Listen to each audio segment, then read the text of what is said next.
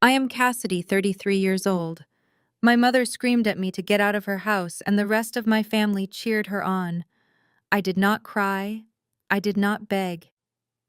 Instead, the very next morning, I signed the ownership papers for an $87 million private island castle, paid for in full with cash, and walked away from them forever. Before I continue this story, let me know where you are watching from in the comments below. Hit like and subscribe if you have ever had to cut toxic family members out of your life to protect your peace. The dining room of my parents' Connecticut estate was suffocatingly warm, filled with the scent of roasted turkey and the overwhelming stench of fake wealth. We were gathered for our annual Thanksgiving dinner, a tradition that had long ago morphed into a stage for my family to showcase their supposed superiority. I sat quietly at the far end of the long mahogany table, pushing a piece of glazed carrot around my plate. At the head of the table sat my father, Richard. He was nursing his third glass of expensive bourbon, nodding eagerly at whatever my brother-in-law was saying. My brother-in-law Jamal held court at the center of the table. Jamal is an African-American finance broker who never misses a chance to remind everyone in the room exactly how much money he claims to make. Tonight he was wearing a custom-tailored burgundy velvet suit that screamed new money, complete with a massive gold watch that he made sure flashed under the crystal chandelier every time he reached for his wine glass.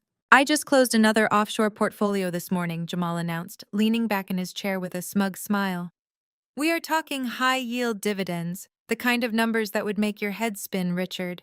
My firm is practically begging me to take a corner office." My mother Patricia beamed at him from across the table.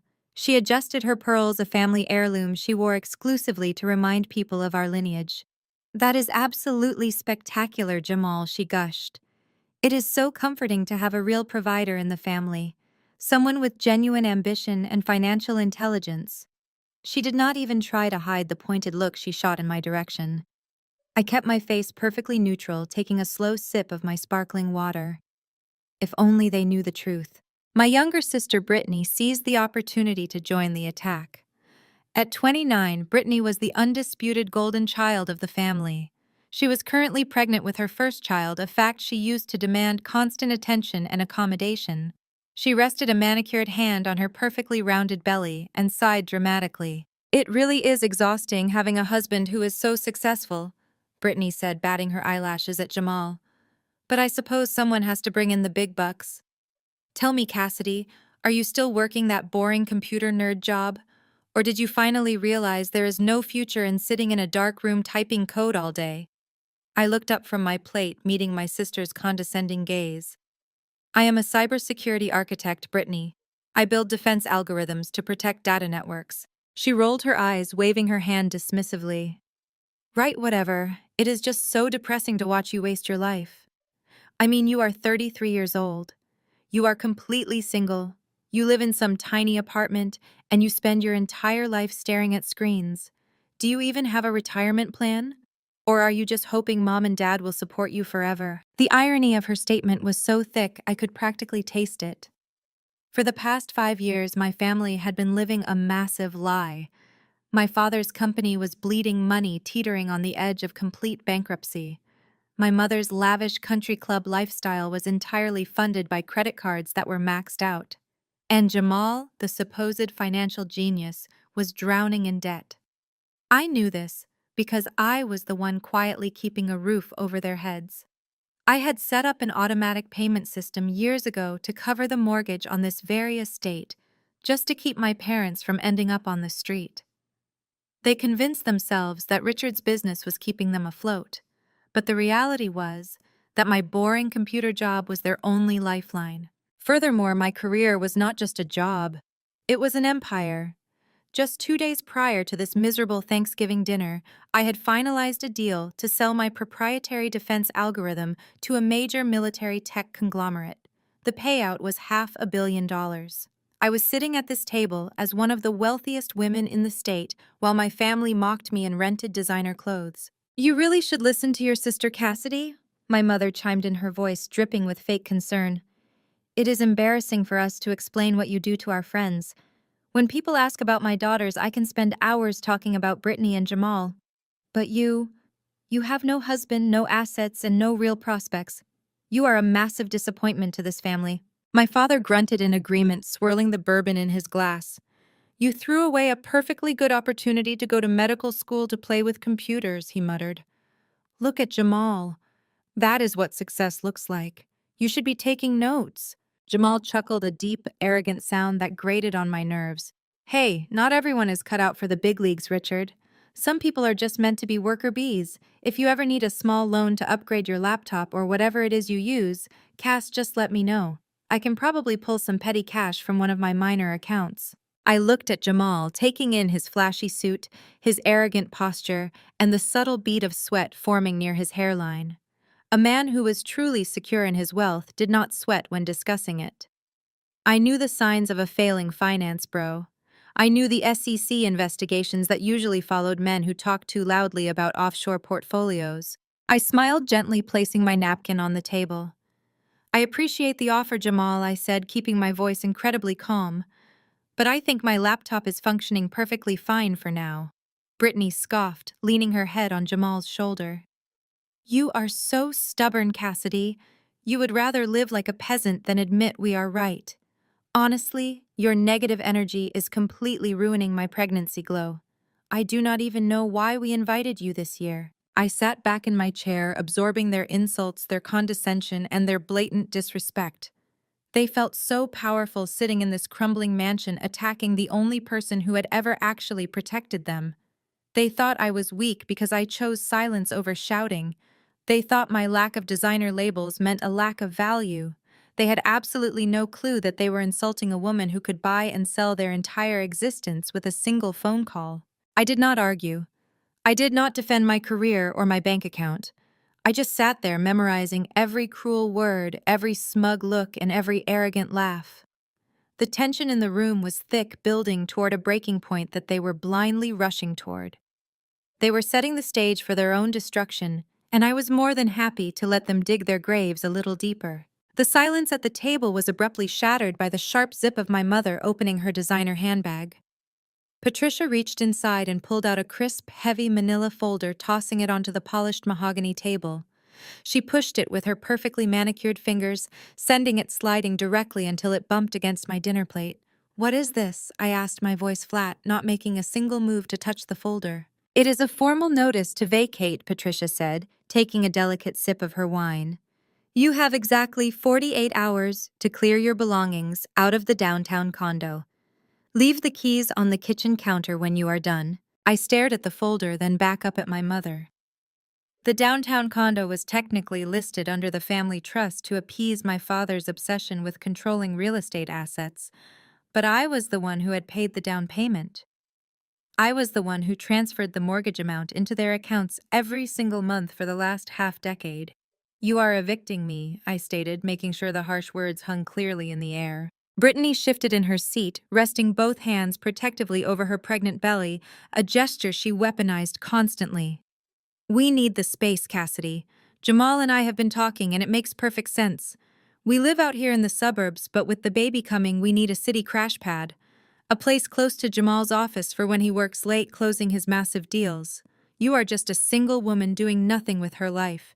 You do not need a 3-bedroom apartment in the city. It is family property, Richard added, pointing his heavy silver fork at me. And right now, the family requires it for actual priorities. Brittany is building the next generation. Jamal is bringing in real wealth. You are simply taking up space. I let out a short, hollow laugh. The sheer audacity was almost impressive. You mean the condo I have been paying the mortgage on for the last 5 years? It is in the family. Trust! Patricia snapped, her voice rising in defensive anger, her diamond bracelets clinking against the wood. Legally, it belongs to us. You have merely been paying rent, and now your lease is up. I looked at Brittany, whose smug smile was practically radiating off her face, and then at Jamal, who was swirling his wine with feigned disinterest.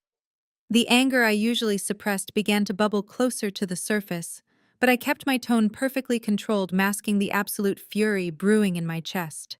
This is fascinating, I said, leaning forward slightly. You want to kick me out of the home I pay for to give it to the sister who has never worked a day in her life, and the brother-in-law who needed my money just to get his business off the ground." Jamal slammed his wineglass down on the table, the dark red liquid splashing dangerously close to the rim. "Watch your mouth, Cassidy. I built my firm from scratch." "Did you?" I shot back, locking eyes with him, because I seem to remember a very different narrative 3 years ago. I remember you and my father cornering me in this exact dining room, demanding I empty my personal savings account. $200,000, Jamal.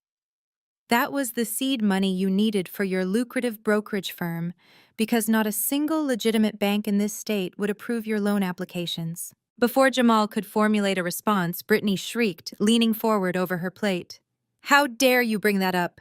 You owed us that money." "I owed you?" I asked, raising an eyebrow at my sister's ridiculous entitlement. "Yes," Patricia shouted, her polite high society mask entirely gone, revealing the ugly narcissism beneath. "You owed this family. You owed us for the absolute humiliation you put us through.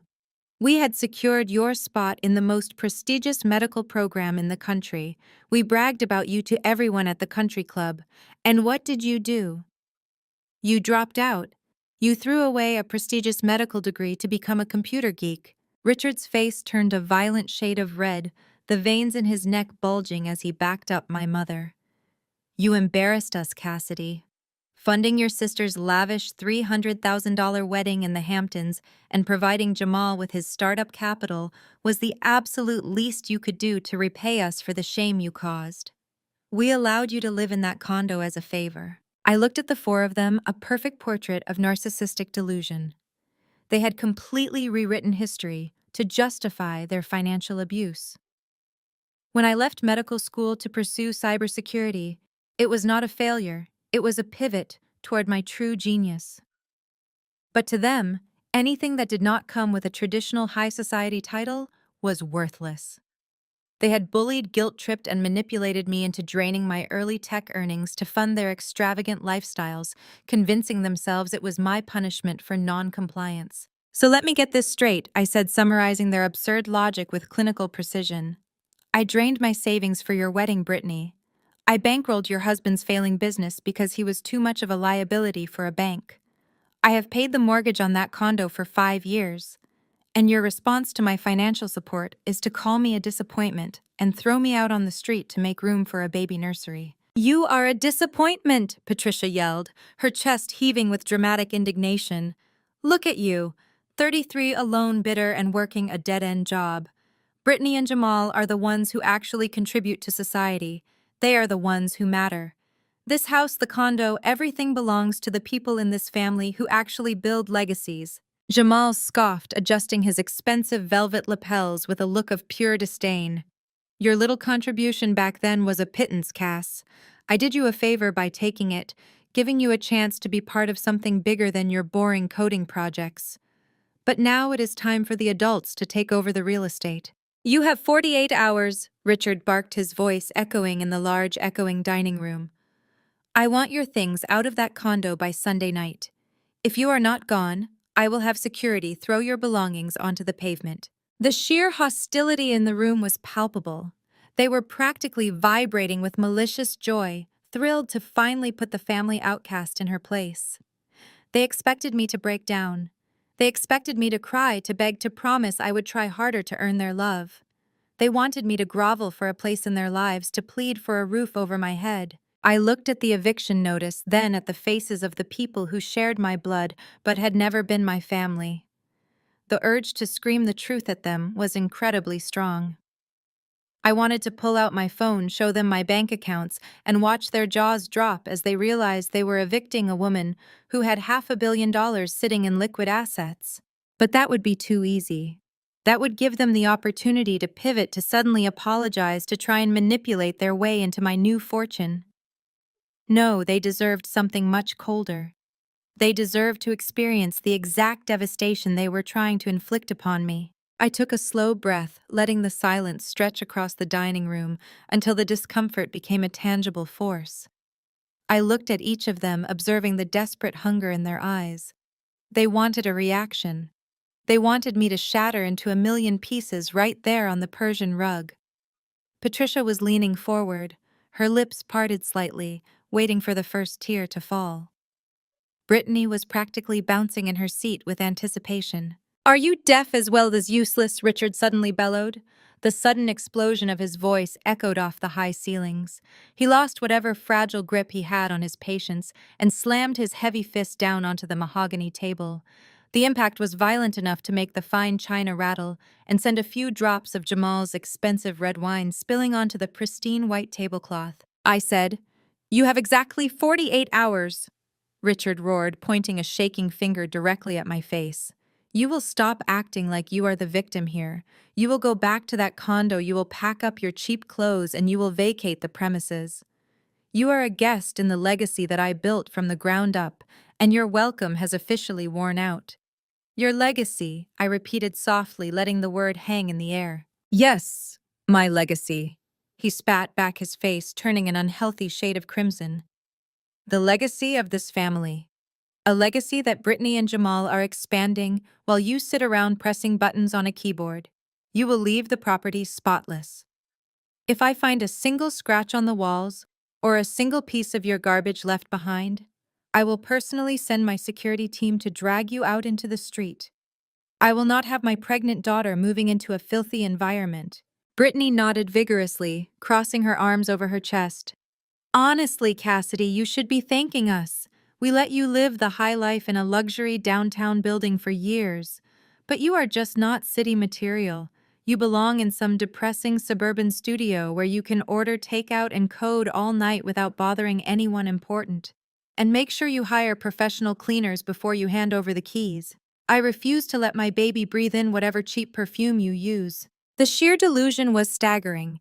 They had convinced themselves that they were my saviors, completely erasing the reality of my monthly bank transfers that kept the lights on in that very condo. Patricia sighed dramatically, picking up her wine glass with an air of aristocratic boredom. "It is for your own good, Cassidy.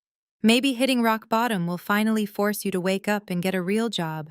Maybe you will finally realize that ignoring your mother's advice has consequences. I told you years ago that dropping out of medical school would ruin your life. Now look at you, being kicked out of your own family's property because you cannot afford to contribute." "I contribute plenty," I said, my voice eerily calm, despite the adrenaline pumping through my veins. Jamal let out a loud, mocking laugh that cut through the tension like a rusty blade. He leaned back in his chair, stretching his legs out and adjusting the cuffs of his flashy burgundy velvet suit.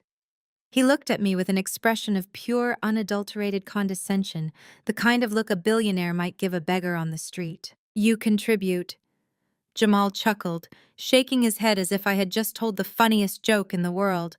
"Oh, Cass, you really are living in a fantasy world. Paying a few utility bills or buying groceries does not mean you contribute. Real contribution is what I do. Real contribution is managing portfolios, moving millions of dollars across international markets, and securing generational wealth for this family. You do not even know what real money looks like." He reached into the inner pocket of his custom-tailored jacket and pulled out a thick silver money clip. It was stuffed with high-denomination bills, a blatant and tacky display of the wealth he loved to flaunt. He unclipped the stack with a practiced flick of his wrist and peeled off a single crisp $100 bill. He held it up between two fingers, waving it slightly so it caught the light from the chandelier. "I tell you what," Jamal said, his voice dripping with fake pity. "Because it is Thanksgiving, and because I am a generous guy, I am going to help you out. I know things are going to be tight for you now that you do not have a free ride anymore. I know someone with your income level is going to struggle to find a moving company on such short notice." With a flick of his wrist, Jamal tossed the $100 bill across the dining table. It fluttered through the air, drifting over the roasted turkey and the crystal glasses before landing squarely on my dinner plate, resting right on top of my untouched food. "Use it to rent a U-Haul," Jamal said, grinning broadly as Brittany giggled beside him. "Or maybe use it to put a down payment on a cardboard box. Just consider it an early Christmas present from the successful side of the family." "You are welcome." Patricia smiled approvingly at her son-in-law. "That is very generous of you, Jamal. I hope you appreciate this, Cassidy. It is more than you deserve after the attitude you have shown us tonight. I sat perfectly still, looking down at the crisp bill sitting on my plate. The symbolism of the moment was almost poetic. Here was a man secretly drowning in debt, actively being investigated for financial fraud, throwing $100 bill at a woman who had just deposited $500 million into a private offshore account. The irony was so potent I had to bite the inside of my cheek to stop myself from laughing out loud. They sat there, a circle of predators waiting for me to break. They wanted me to snatch the money in tears or perhaps scream and throw it back in his face. They wanted a show. They wanted the satisfaction of watching the scapegoat shatter under the weight of their collective cruelty. They were practically holding their breath, their eyes glued to my face, hungry for the emotional breakdown they felt they were owed. But I was not the same defenseless girl they had bullied into emptying her savings account years ago. I was not the scared college dropout who believed their venomous words. I was a completely different entity now, sitting quietly in their midst, holding the power to obliterate their entire existence. I stared at the $100 bill on my plate, committing this exact moment to memory, sealing their fate in my mind forever. I did not give them the satisfaction of a single tear. I did not raise my voice, and I certainly did not beg. The room was so quiet that the ticking of the antique grandfather clock in the hallway sounded like a hammer striking an anvil. I picked up my pristine linen napkin and carefully dabbed the corners of my mouth, erasing any trace of the meal I had barely touched. Then, with deliberate and measured movements, I pushed my chair back. The wooden legs scraped harshly against the floorboards, a jarring sound that made Brittany flinch and clutch her pregnant stomach. I stood up to my full height, smoothing the front of my dark trousers. I looked down at the $100 bill resting on the gravy-smeared surface of my dinner plate. It was a pathetic, crumpled piece of paper that represented everything this family stood for: cheap theatrics and hollow dominance. I did not reach for it. I let it sit right there, soaking up the grease. My mother narrowed her eyes, clearly unsettled by my silence. She opened her mouth to launch another volley of insults, but my absolute stillness stopped her cold. People who are expecting a screaming match never know what to do with complete icy detachment. They had loaded their weapons, fired their best shots, and were now utterly baffled that I was not bleeding out on their dining room floor. I reached into the side pocket of my tailored blazer. My fingers wrapped around the heavy metal keyring that held the access fob and the brass deadbolt key to the downtown condo. The very property they were supposedly evicting me from. The very property my monthly automatic bank transfers had kept out of foreclosure for half a decade. I drew the keys out slowly. The metallic jingle was the only sound in the suffocating dining room. I extended my arm and held the keys suspended directly over the center of the mahogany table, right above a sprawling arrangement of expensive autumn flowers my mother had undoubtedly charged to a maxed-out credit card. I let them drop. The heavy keys hit the polished wood with a sharp, resounding clack that made Jamal blink in surprise.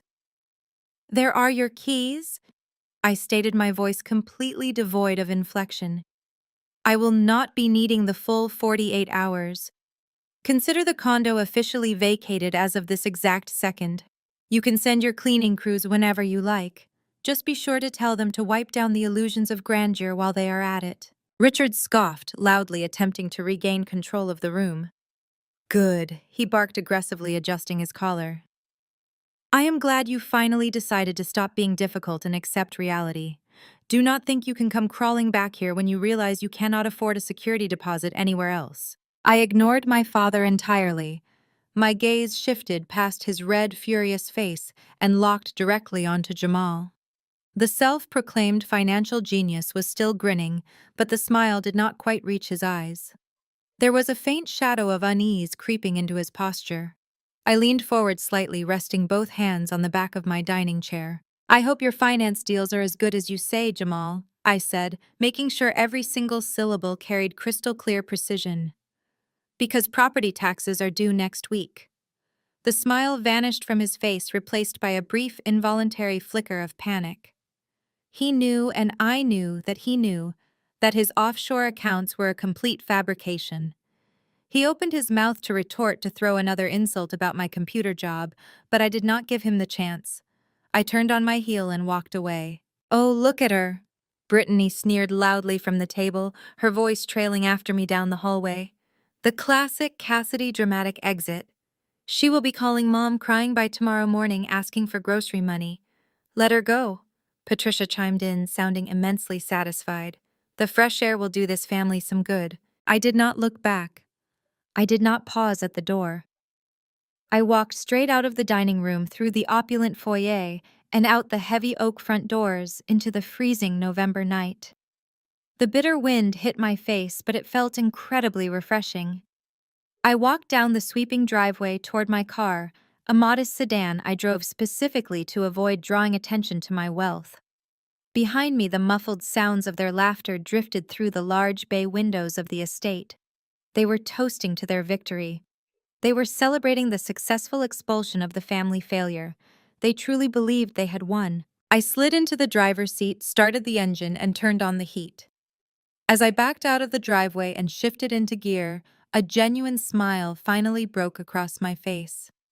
I watched their crumbling, debt-ridden mansion shrink in my rearview mirror. They had absolutely no idea that the property tax warning was not a petty insult.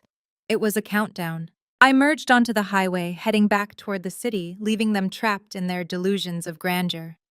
My mind was no longer on their pathetic Thanksgiving dinner. It was entirely focused on tomorrow morning. While they would be waking up in a house they could not afford to heat, nursing hangovers from wine they bought on credit, I would be sitting in a sleek Manhattan high-rise. I would be holding a premium fountain pen signing my name to an $87 million property deed. The cold night air whipped past my windshield as I accelerated down the interstate. I did not feel homeless. I did not feel abandoned. I felt powerful. They wanted me out of their house, and I had obliged. But when the clock struck midnight, and my automatic bank transfers officially ceased to exist, they were going to learn a very hard lesson about who was actually keeping a roof over their heads. My finger hovered over the proverbial launch button of their total financial destruction, and I could not wait to press it. The morning sun sliced through the floor-to-ceiling windows of the 60th floor boardroom in Midtown Manhattan. The light bounced off the sleek glass table, completely blinding in its clarity. It was exactly 9 o'clock on Friday morning. While my family was likely still asleep in Connecticut, nursing their wine hangovers, and congratulating themselves on securing a tiny downtown condo, I was sitting across from three of the most high-powered real estate attorneys on the East Coast.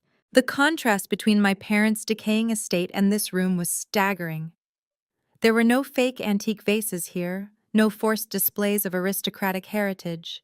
This room smelled of rich espresso-polished leather and absolute undeniable power. My lead counsel, a sharp-eyed man named Donovan, slid a thick leather-bound folio across the glass table. He tapped the top page with an expensive silver pen. "The wire transfer cleared 5 minutes ago." Cassidy Donovan stated, his voice a low, steady hum of professionalism. $87 million transferred entirely in cash. There is no financing involved, no contingencies. The funds have been successfully routed from your primary holding account directly to the seller's escrow. Island Castle is officially yours. I picked up the silver pen. It felt heavy and substantial in my hand. I looked down at the deed. Island Castle was not just a piece of real estate. It was a literal fortress perched on a private island off the northeastern seaboard, complete with stone battlements, a private helipad, and a state-of-the-art security grid.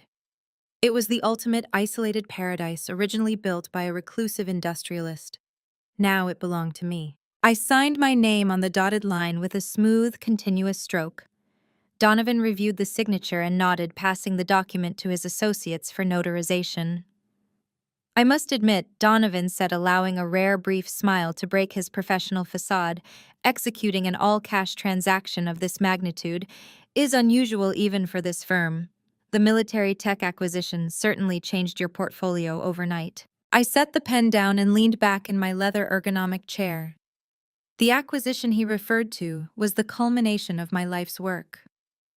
My family thought I was just a low-level coder tapping away at a laptop in a dark room. They completely missed the fact that my independent cybersecurity firm had spent the last 6 years developing a quantum-resistant encryption algorithm. 2 days ago, a global military defense conglomerate had finalized their acquisition of my software. The purchase price was $500 million. $500 million had landed in my accounts while my mother was busy critiquing my wardrobe. My boring computer nerd job had literally changed the landscape of national security, but the money meant nothing to me if it brought unwanted attention, especially from the parasites who shared my last name. Is the anonymity protocol fully intact? I asked, turning my attention back to Donovan. Airtight, Donovan replied, pulling a second, much thinner folder from his briefcase.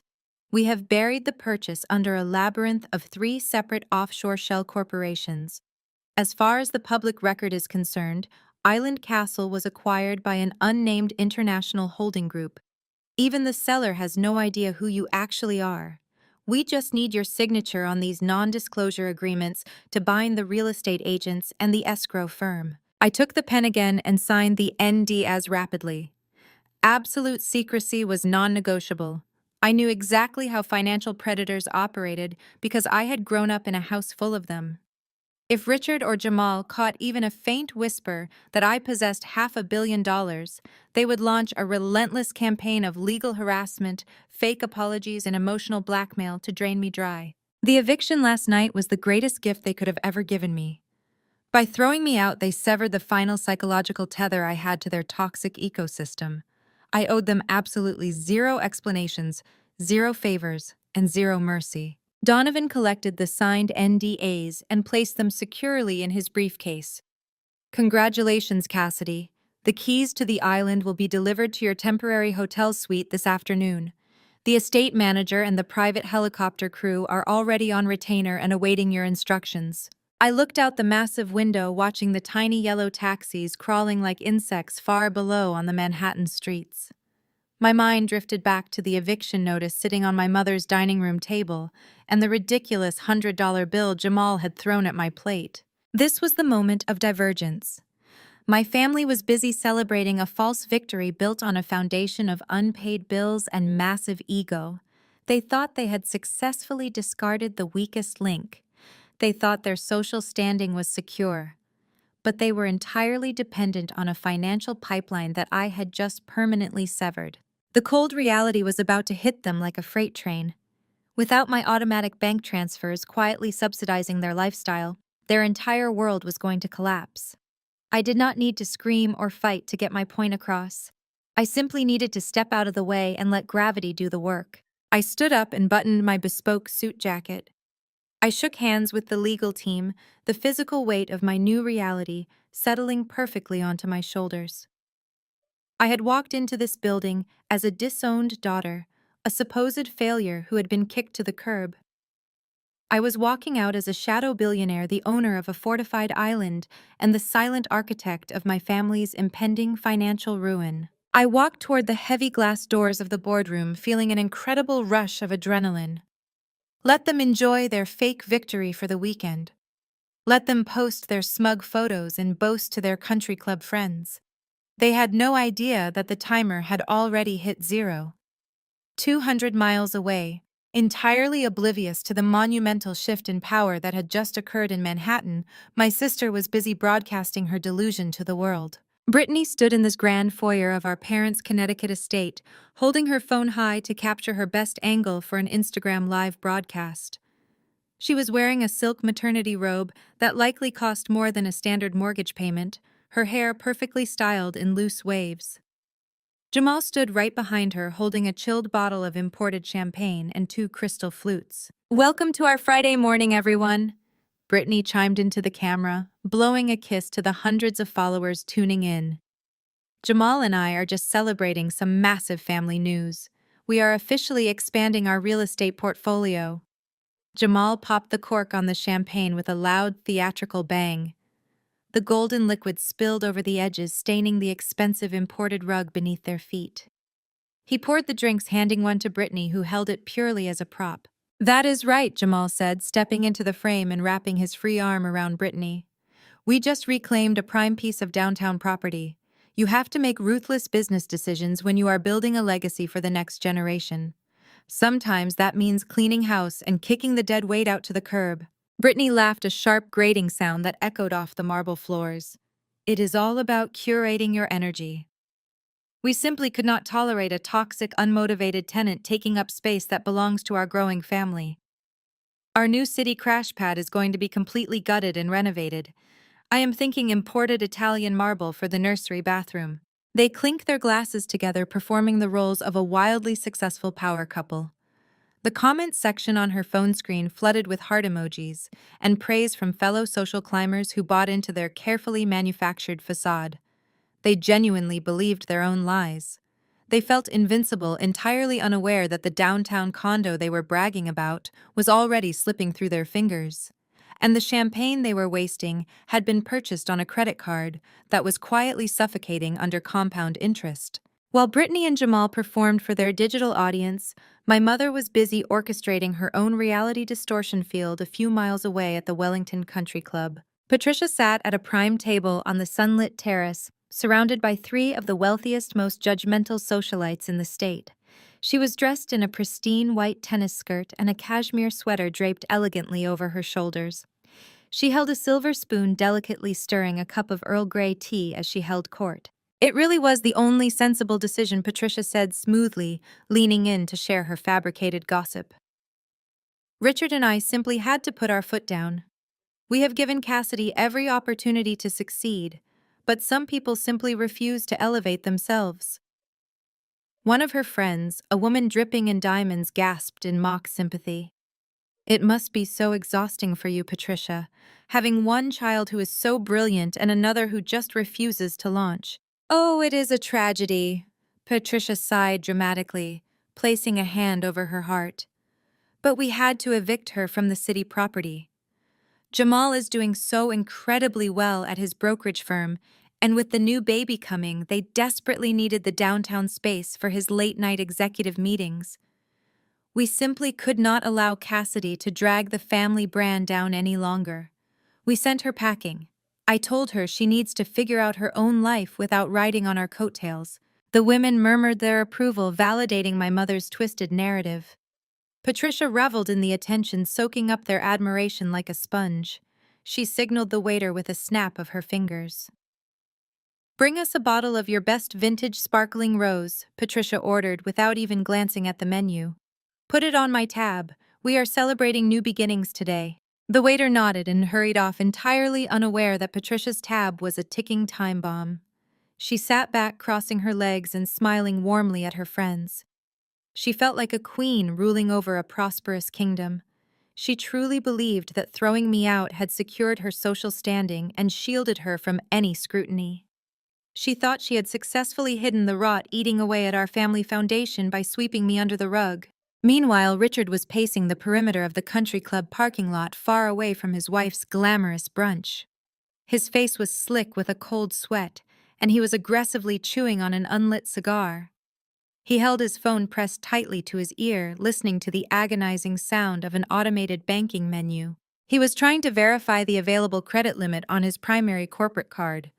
His manufacturing company had missed 2 major vendor payments that week, and the suppliers were threatening to halt all shipments. Richard wiped his forehead with the back of his hand, waiting for the robotic voice to deliver the final number. When the automated system finally rattled off his available balance, Richard closed his eyes and let out a shaky breath. It was less than $5,000, barely enough to cover payroll, let alone the massive material invoices piling up on his desk. But instead of facing the music, Richard shoved his phone back into his pocket and straightened his posture. He slapped a fake, confident smile onto his face and marched back toward the country club terrace to join his wife. They were all dancing on the deck of a sinking ship, completely mesmerized by the band, ignoring the water rushing in around their ankles. Their arrogance was so blinding that they never stopped to ask themselves how their extravagant lifestyle had magically sustained itself for so long, despite their mounting failures. They never questioned why the bank had never called about the downtown condo mortgage. They never wondered how their utility bills always stayed out of the red. They were entirely drunk on their own delusions, broadcasting their fake victories to the world, while their actual financial safety net had just walked out the door. The contrast between their loud, expensive boasting and the hollow reality of their bank accounts was almost poetic. They had spent the entire morning celebrating my departure, totally ignorant of the fact that I was the only structural pillar keeping their fake empire from collapsing into dust. Their champagne was poured, their lies were told, their social media posts were live. Everything was perfectly aligned for the most devastating reality check of their lives. The leather seats of the sleek black town car were buttery and pristine, offering a quiet temperature-controlled sanctuary away from the chaotic noise of Manhattan traffic. I sat in the back watching the towering skyscrapers reflect the late morning sun as my driver navigated toward the private marina on the East River. A luxury transport vessel was currently idling at the dock, waiting to ferry me to the coastal helipad, where my private chopper stood ready for the final flight to Island Castle. I leaned back against the headrest, enjoying the absolute silence within the soundproofed cabin. The contrast between my current reality and the pathetic, loud boasting of my relatives could not have been more extreme. While they were busy shouting their fabricated wealth into the void of social media, I was executing a financial demolition in total calculated silence. I reached into my designer tote and pulled out my encrypted smartphone. A quick biometric scan unlocked the screen, and I bypassed my newly minted offshore portfolio, entirely navigating instead to my oldest, most mundane checking account. The screen loaded, displaying a digital ledger that I had maintained for over half a decade. This was the account my family knew nothing about, yet it was the exact account that had been artificially inflating their lungs for 5 years. I scrolled down to the scheduled transfers section, bringing up the master list of recurring payments. At the very top of the screen sat the largest parasite of them all, an automated wire transfer of $15,000 scheduled to deploy on the first of every single month, routed directly to a prime lending bank. The memo line simply read, Connecticut Estate. 5 years ago, before Jamal ever entered the picture and before Brittany got married, Richard had called me in the middle of the night, weeping uncontrollably in his mahogany study. His manufacturing company had taken a massive hit, and the bank had initiated foreclosure proceedings on the family mansion. He begged me to help, promising it was just a temporary cash flow issue. I had just secured my first major cybersecurity contract, and against my better judgment, I stepped in.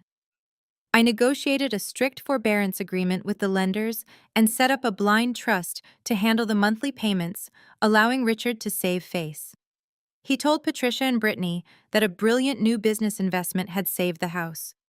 They never knew that the unmotivated, boring computer nerd was the only reason they were not sleeping in a motel. Over the years, Richard conveniently forgot where the money was coming from.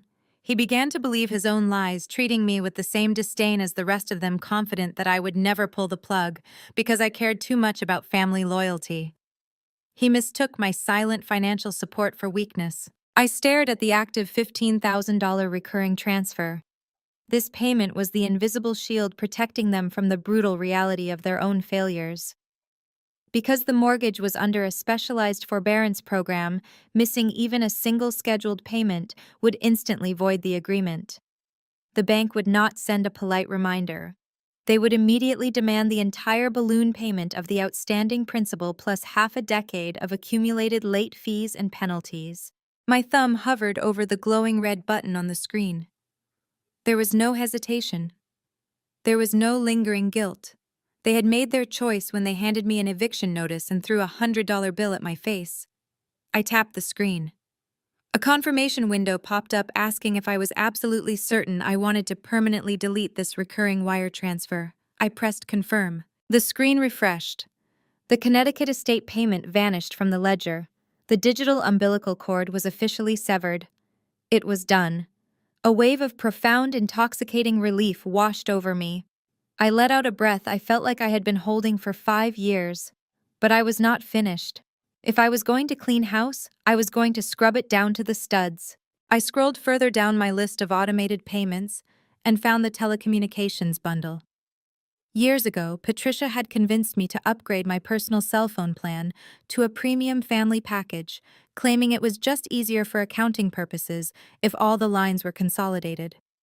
Over time, they added Brittany and then Jamal, upgrading to the newest smartphones every single year without ever offering to split the bill. I was paying nearly $900 a month so they could post their delusional luxury lifestyle content on high-speed data networks. I logged into the telecom provider portal. I selected the Family Management tab and checked the boxes next to Patricia, Richard, Brittany, and Jamal. I did not just pause their data. I selected the option to permanently disconnect and close the lines. The system warned me that this action could not be undone and that their numbers would be released back into the network pool. I clicked execute.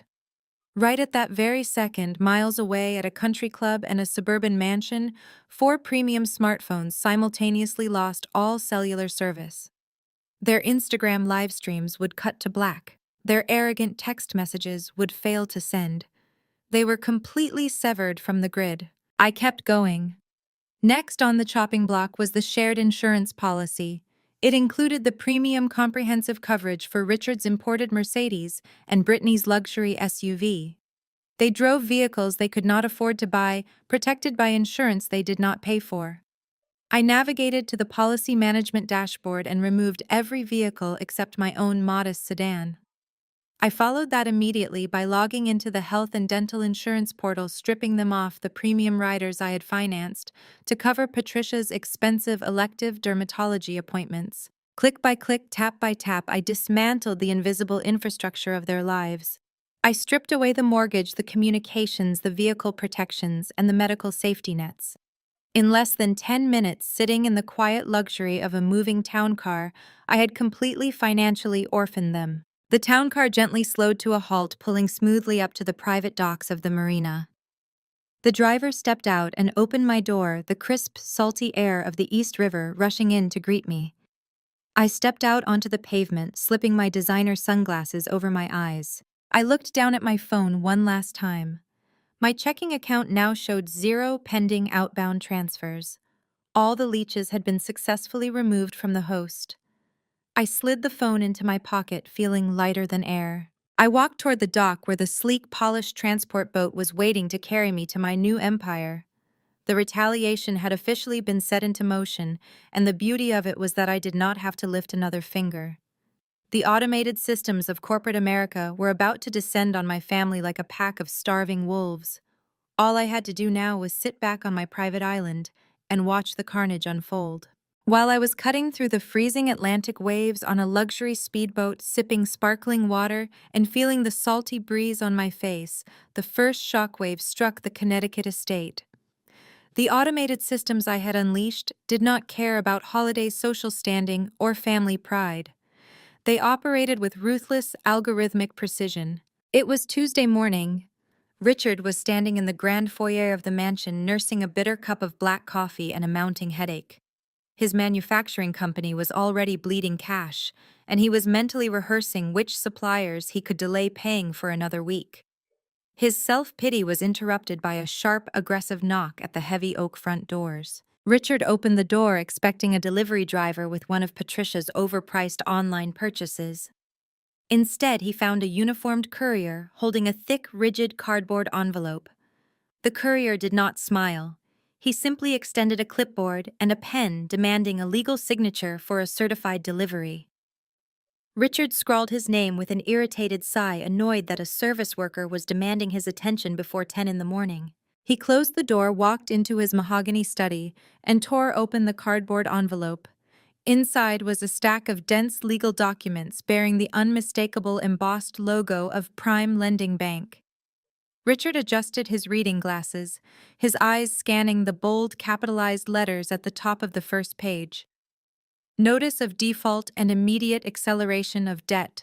His annoyance instantly dissolved into a cold, paralyzing dread.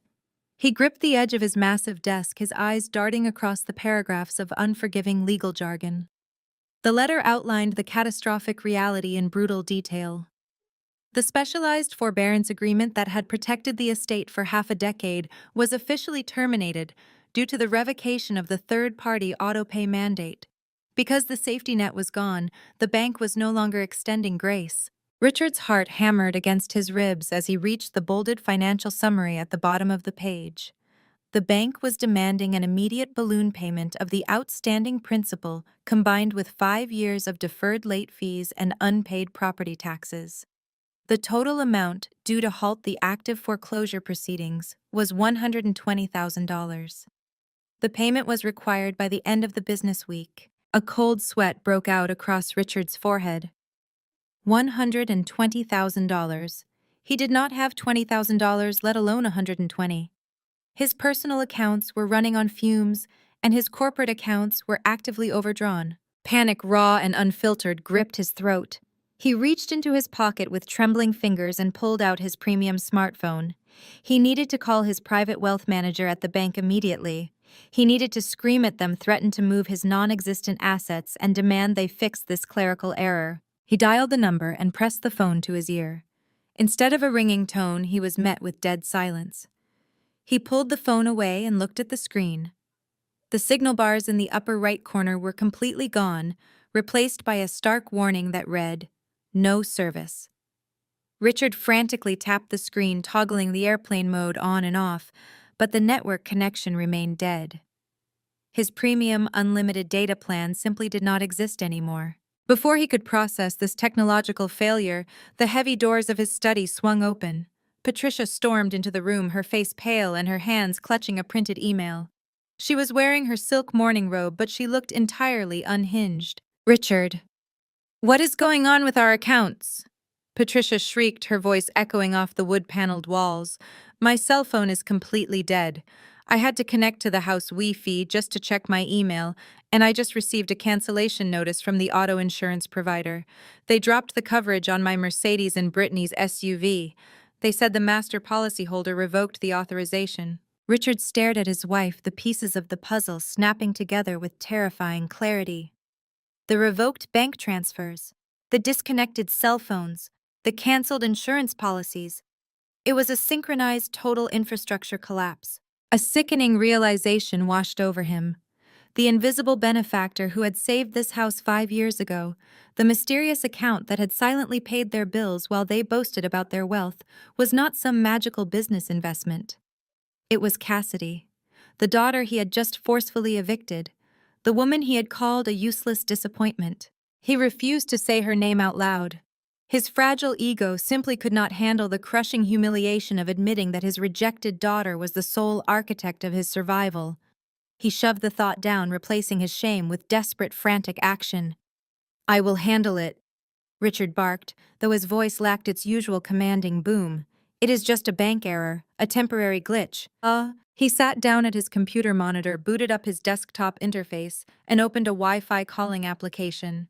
He had no time to coddle Patricia or worry about the cars.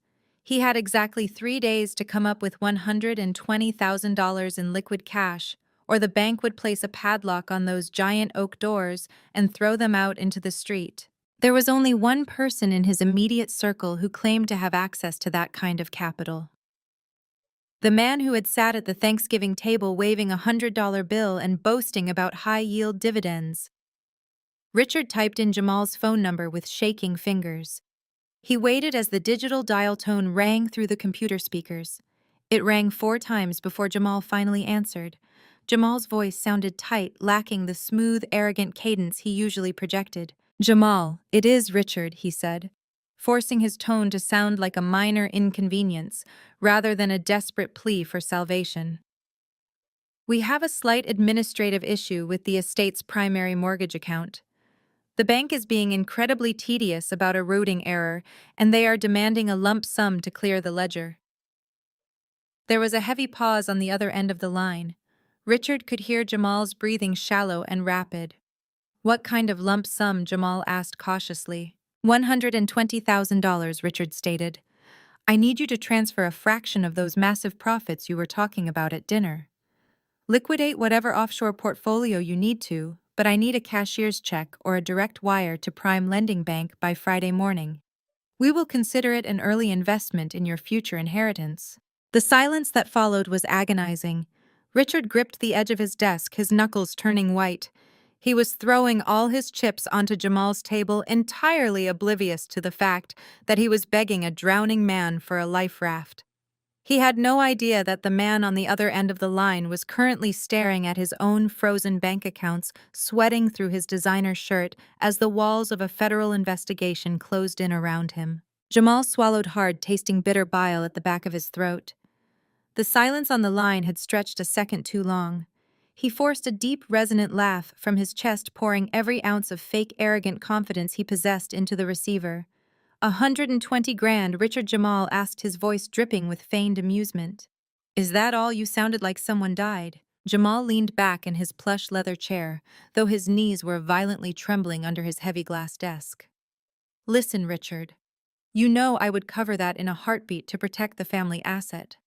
But I just locked my primary capital into a massive 5-year offshore bond in the Caymans yesterday afternoon. It is highly illiquid right now. Breaking that bond today would trigger a massive penalty fee. Let me make a few discreet calls and see if I can move some secondary assets around. Just sit tight. Richard thanked him profusely, the desperation practically oozing through the phone speaker. Jamal ended the call and immediately dropped his smartphone onto the desk as if the device had burned his hand. The forced smile instantly melted off his face, replaced by an expression of pure, unadulterated terror. Sweat beaded heavily on his forehead, rolling down his temples and staining the stiff collar of his custom-tailored silk shirt. The central air conditioning in his expansive corner office was blasting cold air, but Jamal felt like he was suffocating inside a locked oven. He ripped open the top drawer of his desk and pulled out his designer leather wallet. He grabbed his prestigious black metal credit card, the exact card he had casually slammed down at five-star steakhouses to impress his gullible clients. He opened his banking portal on his sleek desktop monitor and typed in his login credentials with slick, clammy fingers. A glaring red banner dominated the monitor screen. Account suspended. Contact your institution immediately for further instructions. Jamal cursed aggressively under his breath.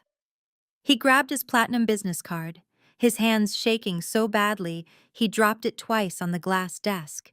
He typed those numbers into a secure payment portal, desperately trying to wire a $10,000 retainer fee to his criminal defense attorney. Declined. He tried a third credit card, a personal line of credit he kept hidden from Brittany. Declined. Jamal buried his face in his hands, pulling hard at his meticulously faded hair. The facade was officially dead. There were no high-yield dividends. There were no offshore portfolios. The entire boutique brokerage firm he bragged about at every family gathering was nothing more than a glorified Ponzi scheme built on predatory management fees and illegally leveraged client funds. He unlocked the bottom drawer of his heavy filing cabinet and pulled out a thick, terrifying stack of legal documents bound by a tight rubber band. At the top of the pile was a formal, undeniable subpoena from the Securities and Exchange Commission. The federal government had been quietly investigating his firm for 8 grueling months. They had successfully frozen his domestic bank accounts exactly 48 hours ago. He was not a financial prodigy. He was a desperate thief who had embezzled nearly $3 million simply to maintain an illusion of extreme wealth. He had purchased the velvet suits, leased the luxury sports cars, and funded Brittany's extravagant country club lifestyle using completely stolen money. He was entirely broke.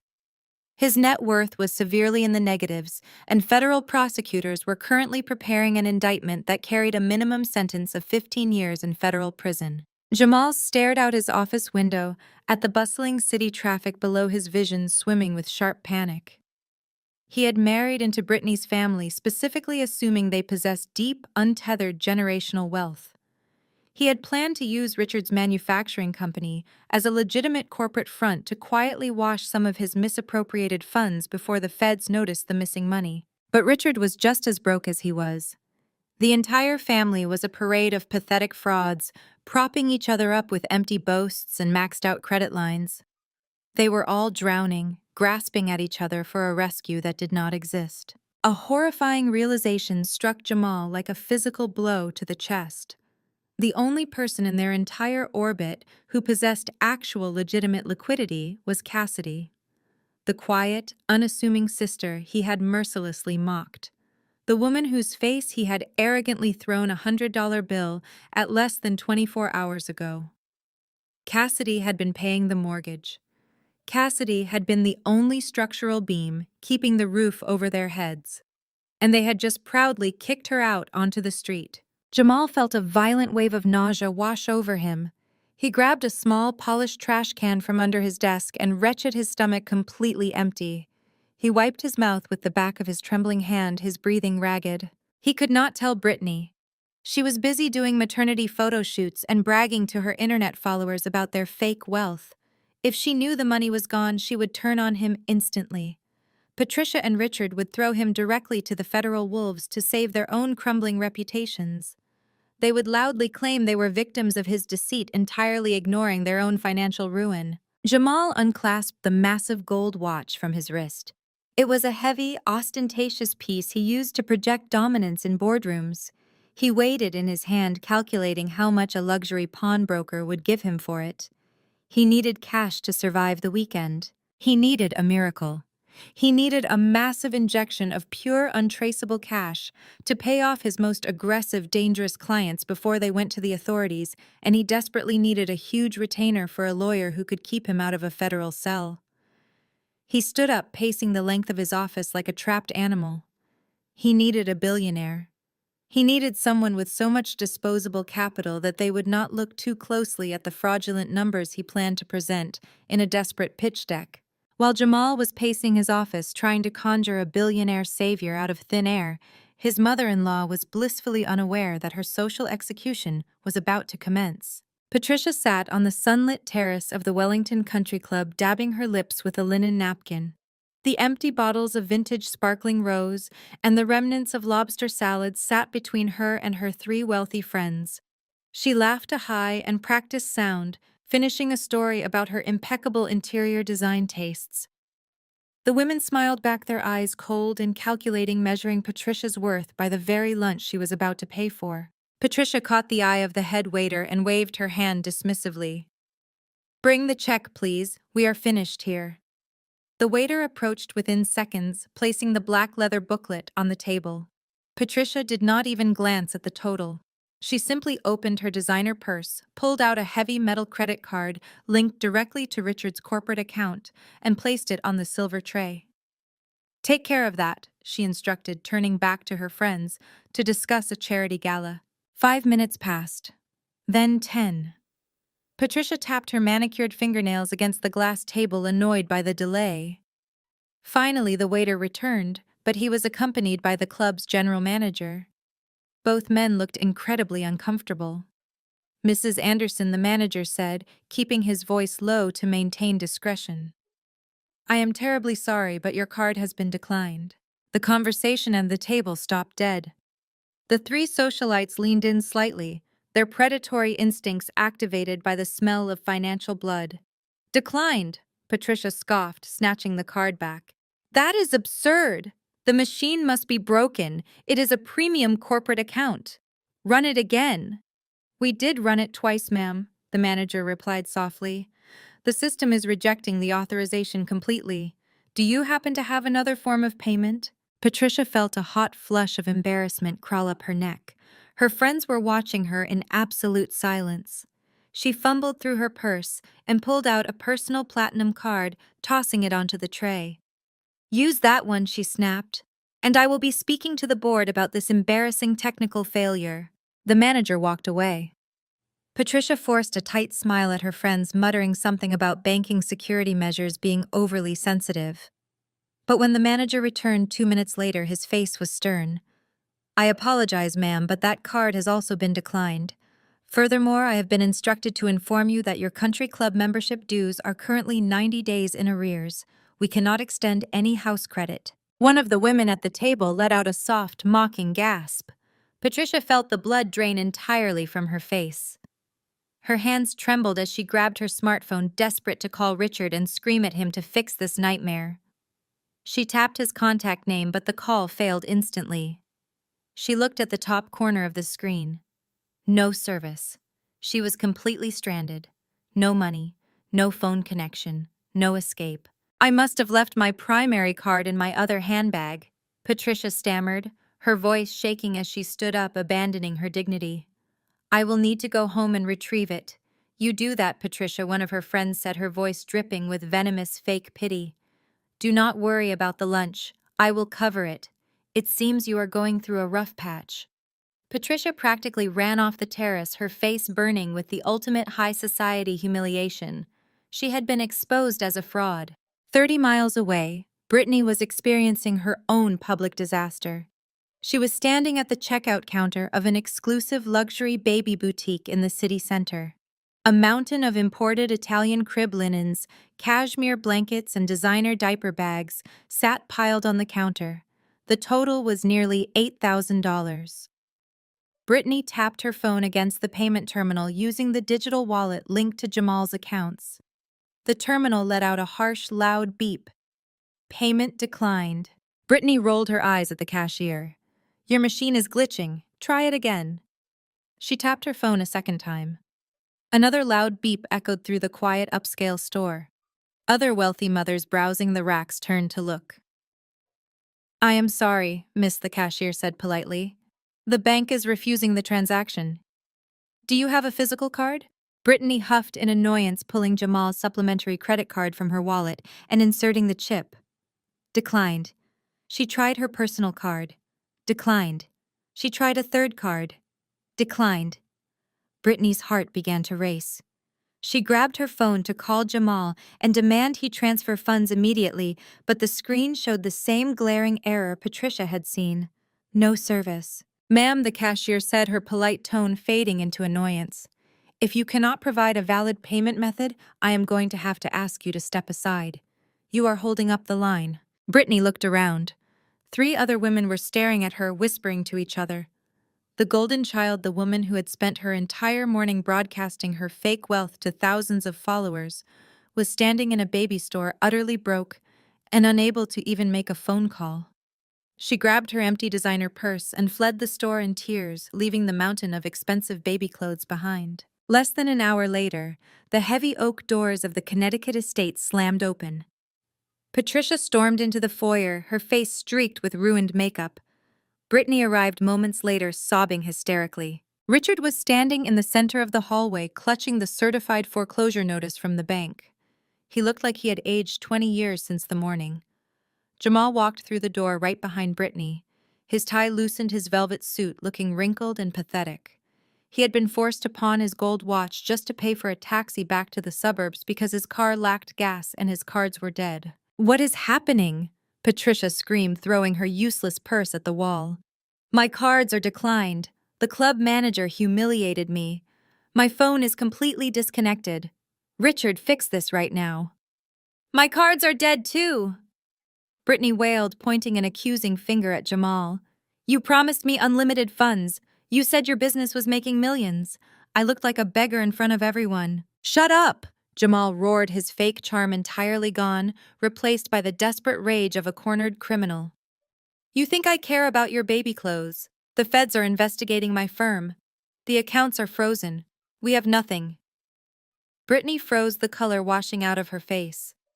You lied to me. Richard crushed the foreclosure letter in his fist and threw it onto the marble floor. We are all ruined, he bellowed, silencing the entire room. The bank is demanding $120,000 by Friday. The forbearance agreement is void. Why? Patricia cried out, grasping her hair. We have paid it every month. No, Richard said, his voice dropping to a hollow, haunted whisper. We never paid a single cent. Cassidy paid it. Cassidy paid for everything.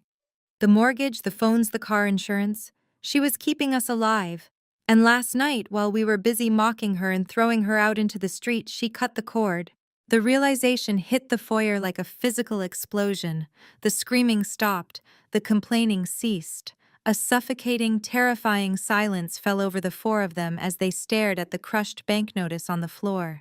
They had not evicted a deadweight tenant. They had proudly executed their only hostage negotiator, and now the executioners were coming for them. The suffocating silence in the foyer lasted for what felt like hours, broken only by the sound of Patricia quietly weeping into her hands. Over the next 48 hours, that silence morphed into a frantic, clawing desperation. The reality of their financial execution set in with brutal efficiency. By Wednesday morning, Richard sat in his study bundled in a heavy winter coat because the utility company had officially cut the gas line to the estate. He stared at a computer screen that displayed nothing but red ink. His manufacturing company was officially dead in the water. The primary suppliers had formally frozen all material shipments and filed breach of contract notices. His payroll accounts bounced, prompting mass walkouts on the factory floor. The empire he had built his entire arrogant persona upon was gone, reduced to a mountain of toxic liabilities. The rest of the house was a mausoleum of fake wealth. Patricia spent her days hiding behind the drawn curtains, terrified to show her face in town. The country club had formally revoked her membership and posted her delinquent account on their internal bulletin board. Brittany paced the empty, unheated nursery, her maternity leave turning into a prison sentence, as she realized she was married to a broke criminal. The designer baby clothes she had been forced to abandon at the boutique were a glaring reminder of her new pathetic reality. She constantly complained about the cold, but no one was listening to her anymore. Nobody was sweating more than Jamal. He was barricaded in the guest bedroom, furiously typing on a cheap burner phone he had bought with the last of his pawned watch cash. The walls of his federal investigation were closing in fast. His defense attorney demanded a massive retainer that Jamal simply did not possess. If he did not secure a massive injection of untraceable capital within the week, he was going to spend the next 15 years of his life in a federal penitentiary. He paced the room, biting his nails, terrified of every car that drove past the estate, thinking it was a federal agent coming to slap cuffs on his wrists. Jamal tapped into the darkest, most desperate corners of his financial network. He messaged former frat brothers, disgraced brokers, and shady hedge fund managers. He begged for leads on ghost investors, venture capitalists looking to offload cash, anyone with deep pockets and a lack of regulatory oversight. Then a ping on a secure messaging app caught his eye. A former colleague, a man who dealt exclusively in high-level offshore real estate transfers, sent him a frantic tip. A massive, completely anonymous cash transaction had just sent shockwaves through the elite Manhattan broker network. Someone had just purchased Island Castle, a notoriously expensive and heavily fortified private island off the northeastern coast. The purchase price was $87 million, paid entirely in liquid cash. The rumor mill was spinning out of control. The buyer was supposedly an eccentric, reclusive tech billionaire who had just exited a massive defense contract and was looking to diversify a new $500 million fortune. Jamal stared at the burner phone screen, his heart hammering against his ribs. A tech billionaire with $500 million in fresh capital hiding on a private island. This was not just a lead. This was a divine intervention. If a billionaire was dropping $87 million in cash on a castle, they would not blink at throwing $10 million into a distressed manufacturing company and a boutique brokerage firm, especially if the pitch was dressed up as a high-yield distressed asset turnaround. Jamal bolted out of the guest room and sprinted down the hallway, bursting into Richard's study without knocking. Richard was sitting with his head in his hands, staring blankly at the foreclosure notice. Jamal slammed his hands down on the desk, his eyes wide and manic, completely dropping any pretense of his usual smooth composure. "We have a lifeline," Jamal gasped, struggling to catch his breath. "I just got a tip from the inside. There is a ghost investor out there, a tech billionaire who just cashed out of a defense contract and bought Island Castle for $87 million in pure cash. They are looking to deploy capital fast away from the traditional banking sector." Richard looked up, his bloodshot eyes narrowing in suspicion. "An anonymous billionaire. Why would they ever meet with us? Our credit is destroyed. My company is insolvent. We do not even have the gas turned on in this house." "Because they are an eccentric tech nerd," Jamal said, pacing the room with frantic energy. "They do not understand traditional manufacturing or boutique finance. We sell them a narrative. We tell them your company has temporary supply chain bottlenecks, but massive infrastructure value. We tell them my firm can leverage their new cash in high-yield secondary markets. We ask for a $10 million bailout and offer them 60% equity. We just need to get in the room. If we can get face to face with this isolated tech geek, we can charm the checkbook right out of their hands. It was a pathetic delusional plan, built entirely on the assumption that a billionaire would be stupid enough to hand them millions without doing a shred of due diligence. But desperate men do not see red flags. They only see life rafts. Richard stood up, the faintest glimmer of hope reigniting the arrogance in his chest. He smoothed the lapels of his wrinkled shirt, desperately trying to channel the powerful executive he used to be. Find the broker who handled the island transaction. Richard commanded, his voice trembling with a mix of fear and renewed superiority. Bribe them, beg them, do whatever it takes to get us a pitch meeting on that island. We are going to put on our best suits. We are going to fly out there, and we are going to secure our legacy. This family does not lose, we just need to spin the right story. Bin. Jamal nodded furiously, already dialing his burner phone to track down the estate manager's contact information. They were absolutely convinced that their silver tongues and fake confidence could save them from ruin. They had no idea that they were actively begging for an invitation to walk directly into a slaughterhouse. While Richard and Jamal were busy charting their delusional course toward a supposed tech billionaire, Patricia was fighting her own pathetic battle against reality in the freezing living room. The Connecticut estate felt like a massive, beautifully decorated icebox. Without electricity or gas, the ambient temperature had plummeted, forcing Patricia to wrap herself in 2-layered cashmere throws just to stop her teeth from chattering. She sat huddled on the expensive designer sofa, glaring at the blank television screen, listening to the muffled, frantic shouts of the men down the hallway. They were banking on a miracle. Patricia, however, was focused on immediate survival. Her bridge club friends had completely frozen her out, ignoring her calls and texts. The country club had officially canceled her membership. She had precisely $14 in her designer wallet, and the pantry was rapidly emptying. She needed a quick, localized injection of cash just to maintain the absolute bare minimum of her daily routine, and her pride would not allow her to beg her wealthy acquaintances. She pulled out her laptop, connecting it to the weak, unstable mobile hotspot Jamal had set up, using his prepaid burner phone. The battery icon glowed a menacing red warning her she had less than 20% power remaining. She opened her email client, her stiff, freezing fingers hovering over the keyboard. There was only one person she knew who was desperate enough for family validation to hand over money. The same person they had viciously thrown out into the cold just days ago. Patricia convinced herself that Cassidy was currently suffering immensely. In Patricia's warped mind, a woman without the backing of her prominent family was nothing. She pictured her eldest daughter sitting on the edge of a stained bed in a cheap, rundown roadside motel, crying into a pillow, completely shattered by the loss of her childhood home. Patricia began to type carefully, crafting a message dripping with weaponized maternal guilt and fake benevolence. "My dearest Cassidy." The email began. "I know that things ended rather poorly on Thanksgiving, but a mother's love is truly unconditional. Your father and I have been terribly worried about you out there on your own. I can only imagine how difficult it must be for you staying in some dreadful motel, probably regretting your dramatic and unnecessary exit. We want you to know that we are willing to forgive your outburst."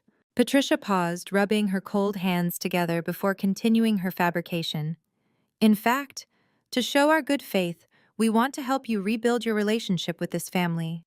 Your father's company is currently undergoing a massive, highly confidential expansion project, and we are experiencing a very brief, temporary cash flow hiccup due to some tied-up assets. If you could wire a small, short-term loan of $10,000 to my personal account, we would consider letting you come back home. Think of it as a gesture of goodwill to prove you are ready to be a contributing member of this family again. I await your prompt reply. Love, Mom." She hit send, a smug, satisfied smile fighting its way through her shivering lips. She genuinely believed Cassidy would weep with gratitude upon reading it. She thought her daughter would instantly transfer whatever pathetic savings she had left, just to buy her way back into the warmth of the family circle. Patricia closed the laptop to save the dying battery, completely convinced she had just solved her immediate crisis with a masterclass in psychological manipulation. 200 miles away, the roaring Atlantic Ocean crashed violently against the jagged stone cliffs of a private island. Cassidy stood on the sprawling, elevated balcony of Island Castle. The morning air was crisp, clean, and entirely invigorating. She was wearing a floor-length silk robe over her tailored lounge clothes, holding a steaming mug of premium custom-roasted coffee prepared just moments ago by her private on-site chef. The estate hummed with the silent, invisible efficiency of extreme, unadulterated wealth. Below her, a team of landscapers manicured the sprawling gardens that stretched toward the private dock. To her left, a sleek twin-engine helicopter rested on a reinforced concrete helipad, its blades gleaming under the morning sun, ready to depart at her absolute whim. She took a slow sip of her coffee, letting the rich flavor coat her tongue as she stared out at the endless expanse of the ocean. Her encrypted smartphone resting on the heavy stone railing chimed softly. Cassidy picked up the device. The biometric scanner verified her identity instantly. A forwarded message from her old personal email address illuminated the screen. She opened the message and read Patricia's words. A quiet, genuinely amused chuckle rumbled in Cassidy's chest, quickly swallowed by the fierce ocean wind. The sheer, towering audacity of the email was breathtaking. The irony was so thick it was almost tangible. Patricia was sitting in a freezing, dark, foreclosed mansion begging for $10,000 and offering the grand prize of allowing Cassidy to return to a house that Cassidy already legally owned. A dreadful motel, Cassidy murmured to herself, looking up from the screen to sweep her gaze across the impenetrable stone battlements and luxury suites of her massive fortress. Her mother was trying to use a $10,000 ransom to assert dominance. Cassidy had tipped her private helicopter pilot half that amount just yesterday for flying through mild turbulence to fetch imported truffles from the mainland. The delusion was terminal. There was no cure for the disease infecting her family, only total eradication. Cassidy did not feel a single ounce of anger. You do not get angry at an ant for trying to lift a boulder. You just watch it crush itself. With a single dismissive flick of her thumb, she tapped the trash icon. The pathetic manipulative email vanished into the digital void, permanently deleted without a single word of response. The heavy glass doors leading to the balcony slid open with a soft mechanical hiss. The head of her private security detail, a towering, sharply dressed professional named Jackson, stepped out onto the stone patio. He held a secure tablet in his left hand, his posture rigid and highly disciplined. "Ma'am," Jackson said, his voice carrying clearly over the sound of the crashing waves. "We just received an urgent, highly prioritized communication from the elite broker network managing the estate's blind inquiries." Cassidy turned away from the ocean, her silk robe billowing slightly in the wind. She leaned back against the stone railing, crossing her arms. "What is the status, Jackson?" "It is exactly as you predicted," he replied, handing the tablet to her. "A boutique financial brokerage firm and a regional manufacturing CEO are aggressively requesting an emergency audience with the new owner. They are claiming to have a highly lucrative distressed asset turnaround pitch that requires immediate capital deployment. They are practically begging for a face-to-face meeting." Cassidy looked down at the tablet. The names Richard and Jamal were highlighted in the broker's digital report. They had sprinted directly into the crosshairs, driven entirely by their own blinding greed and desperation. A cold, razor-sharp smile spread across Cassidy's face. The board was set. The pieces had moved exactly where she wanted them. "They took the bait," Cassidy said, handing the tablet back to her head of security. "Let the brokers know the island owner will accept a pitch meeting. Tell them to wear their absolute best suits. I want them flying high before we cut the engine." Jackson gave a crisp military nod and turned on his heel to relay the authorization to the mainland brokers. I stepped back inside the master suite, the heavy glass doors sliding shut behind me, instantly sealing out the roar of the Atlantic Ocean. The time for passive observation was officially over. It was time to build the execution block. I strode through the vaulted stone corridors of the estate, heading straight for my private quarters to change. 10 minutes later, I emerged wearing sharp-tailored slate-gray trousers and a crisp white blouse. I summoned my estate manager, Gideon, via the internal smart intercom system. He met me at the entrance of the primary boardroom, holding a secure digital tablet. Gideon, I said, my voice echoing slightly against the polished marble walls. We are hosting 4 guests tomorrow afternoon. I want their transport to be flawlessly executed. Send the twin-engine luxury helicopter to the mainland heliport. Stock the cabin with the most expensive vintage champagne we have in the cellar and a full spread of imported caviar. Gideon nodded, his fingers moving rapidly across his tablet. Understood, ma'am. And regarding their arrival on the island, full VIP protocol. I instructed maintaining a brisk walking pace. Have the staff line the entrance to greet them. I want them to feel like absolute royalty from the second their feet leave the tarmac. Elevate their egos as high as possible. But security remains uncompromising. Jackson and his men will confiscate all mobile devices, smartwatches, and electronics before they step a single foot inside the castle. Tell them it is standard protocol for a highly secure tech billionaire. They will be far too desperate for the cash to refuse or complain. I dismissed Gideon and walked into the Apex boardroom. This room was a marvel of modern architecture, a massive glass cube protruding directly from the cliffside suspended hundreds of feet above the crashing waves. A sprawling black marble conference table dominated the center of the room, facing a floor-to-ceiling smart glass wall that doubled as an interactive projection screen. I walked to the head of the table, plugged a military-grade encrypted flash drive into the primary console, and cracked my knuckles. As a cybersecurity architect, compiling data was not just my profession, it was my art form.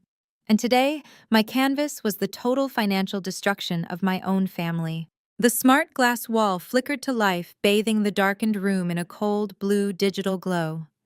I divided the massive screen into 2 distinct sectors. On the left, I prepared the complete unredacted financial autopsy of Richard's manufacturing company. On the right, I opened the digital graveyard of Jamal's boutique brokerage firm. I started with Jamal. Using my specialized decryption tools, I effortlessly bypassed the pathetic low-level firewalls protecting his so-called offshore portfolios. The data cascaded down the screen in real time.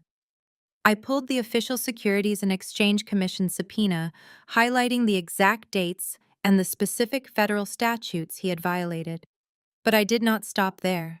I dug much deeper, tracing the exact routing numbers of the client funds he had actively embezzled. I created a dynamic color-coded flowchart demonstrating exactly how Jamal had funneled stolen investments into his personal checking accounts. I linked the stolen deposits directly to his credit card statements, showing a side-by-side comparison. The screen displayed his $15,000 purchases at custom velvet suit tailors, his exorbitant luxury car lease payments, and Brittany's endless designer handbag hauls, all paid for with stolen pension funds. The final number flashed in bold red digits at the bottom of the screen.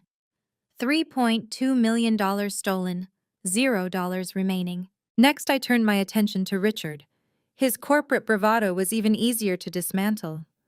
I pulled the internal accounting ledgers of his manufacturing plant. I isolated the exact week he began cooking the books to hide his massive hemorrhage of capital.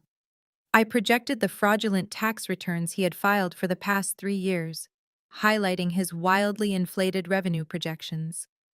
I found the fake shell companies he had created to hide his mounting liabilities and the forged asset sheets, claiming he owned heavy machinery that had actually been repossessed months ago. To deliver the final blow, I pulled up the bounced payroll records from just 48 hours prior, proving that he was not suffering from a temporary supply chain bottleneck, but absolute, irreversible insolvency. I also made sure to prepare a special visual aid just for Patricia and Brittany. On a secondary slide, I pulled the frozen status of Patricia's country club membership and the time-stamped logs of the exact moment Brittany's cards were declined at the luxury baby boutique. I wanted every single one of them to see their specific failures illuminated in stark contrast to my success.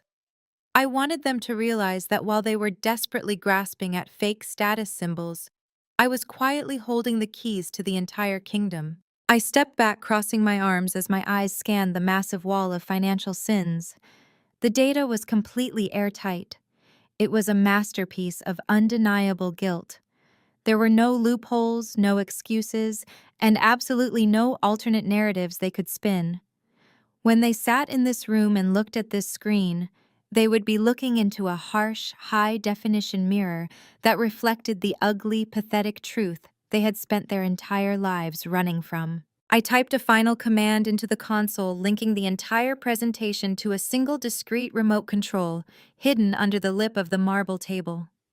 I then dimmed the boardroom lights entirely, leaving only the natural light pouring in from the ocean view. I walked over to the high-backed black leather chair at the head of the table. I turned it around so it faced the glass wall, completely obscuring whoever sat in it from the boardroom entrance. Everything was perfectly aligned. The trap was set heavily baited with the promise of unimaginable wealth and wired with the explosive truth of their own arrogance. I ran my hand along the cool, smooth surface of the marble table, a profound sense of absolute calm washing over me. I had spent my entire life being gaslit, belittled, and treated like an insignificant speck of dirt. Tomorrow, I would not raise my voice. I would not shed a single tear. I would simply turn the chair around, press a button, and let the raw, unforgiving data serve as the judge, jury, and executioner. 200 miles away, the freezing temperatures inside the Connecticut estate were doing nothing to cool Jamal's feverish pacing. He was staring at the cracked screen of his prepaid burner phone, his thumb hovering over the refresh button of his email client. He had been refreshing the inbox for 14 straight hours. His cuticles were chewed raw. The battery icon dipped to 9%. Then a sharp metallic chime broke the dead silence of the guest bedroom. An email from the elite Manhattan brokerage firm appeared on the screen. The subject line read, "Island Castle Pitch Meeting Confirmed." Jamal opened the email, his eyes darting frantically across the brief, clinical text. The anonymous owner of Island Castle had agreed to a 30-minute audience tomorrow afternoon. Transportation would be provided via private helicopter from the mainland helipad. Jamal let out a sound that was half sob, half triumphant roar. He had done it. He had actually reeled in a whale. In his deluded mind, the meeting was merely a formality. He was a master salesman, and this eccentric tech nerd was nothing more than an open vault waiting to be looted. He kicked the guest room door open and sprinted down the hallway. He skidded into the grand living room where Richard, Patricia, and Brittany were huddled around an unlit fireplace, wearing heavy winter coats indoors, like refugees in a luxury museum. "Get up," Jamal shouted, clapping his hands together with explosive energy. "Get up right now. We are back in the game." Richard looked up from a stack of final collection notices, his eyes sunken and exhausted. "What are you screaming about, Jamal? We are freezing to death in our own home. We are not freezing, Richard. We are taking a brief intermission." Jamal boasted, his chest puffed out, the swagger completely restored to his posture. "I just secured the meeting. The ghost billionaire on the island accepted the pitch. We fly out tomorrow afternoon on their private chopper." The transformation in the room was instantaneous and utterly nauseating. Patricia threw off her cashmere blankets, her posture snapping back to her usual aristocratic rigidity. Brittany gasped, clutching her pregnant stomach, her eyes wide with sudden ravenous greed. Richard stood up, dropping the collection notices onto the cold floor. "You secured the meeting?" Richard asked, a frantic smile spreading across his flushed face. "I secured the legacy," Jamal corrected aggressively, adjusting the collar of his wrinkled shirt. "I told you I am a closer. This tech guy has 87 million to drop on a castle, which means he has at least another 20 million lying around to pump into your manufacturing plant and my brokerage firm. We walk in there, we dazzle him with our combined business acumen, and we walk out with a blank check." Patricia began pacing the room, her mind instantly shifting back to superficial appearances. "If we are meeting a billionaire on a private island, we cannot walk in there looking like this. We need to project absolute power. We need to look like we do not even need his money. Brittany, you need a new maternity dress, something bespoke. Richard, your current suits are entirely out of season. Mom, my cards are completely dead." Brittany whined, her voice taking on its usual petulant tone. The baby boutique humiliated me yesterday. How are we supposed to buy bespoke anything? Richard rubbed his temples, the reality of their $0 balance briefly interrupting his fantasy. She is right, Patricia. We do not have access to a single line of credit. The bank accounts are frozen solid. Jamal smirked, reaching into his pocket. He pulled out a small, tightly rolled wad of cash. It was exactly $2,000, the absolute last remnants of the cash he had received from pawning his heavy gold watch the day before. It was supposed to be his emergency escape fund if the federal agents showed up at the door, but his arrogance had completely overridden his basic survival instinct. "We are not buying," Jamal announced, slapping the cash down on the cold glass coffee table. "We are renting. There is a high-end boutique rental service in the city that caters to executives who need to look like 10 million bucks for a weekend. $2,000 is enough to secure top-tier designer rentals for all four of us for 24 hours. You want us to wear rented clothes?" Patricia gasped, clutching her chest as if she had been physically assaulted. Like some sort of common prom teenagers. "It is an investment." Patricia Richard snapped, his eyes locked entirely on the crumpled cash. "Jamal is right. We have to look the part. We put on the armor, we secure the bailout, and by tomorrow night you can buy the entire boutique if you want to." The next 4 hours were a masterclass in pathetic vanity. They piled into Richard's imported Mercedes, which was running on a quarter tank of gas, and drove to the city.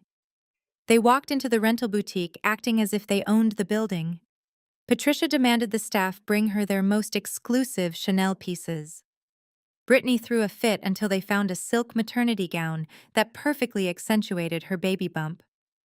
Richard selected a charcoal Tom Ford suit, and Jamal opted for a sleek, aggressive navy Armani cut.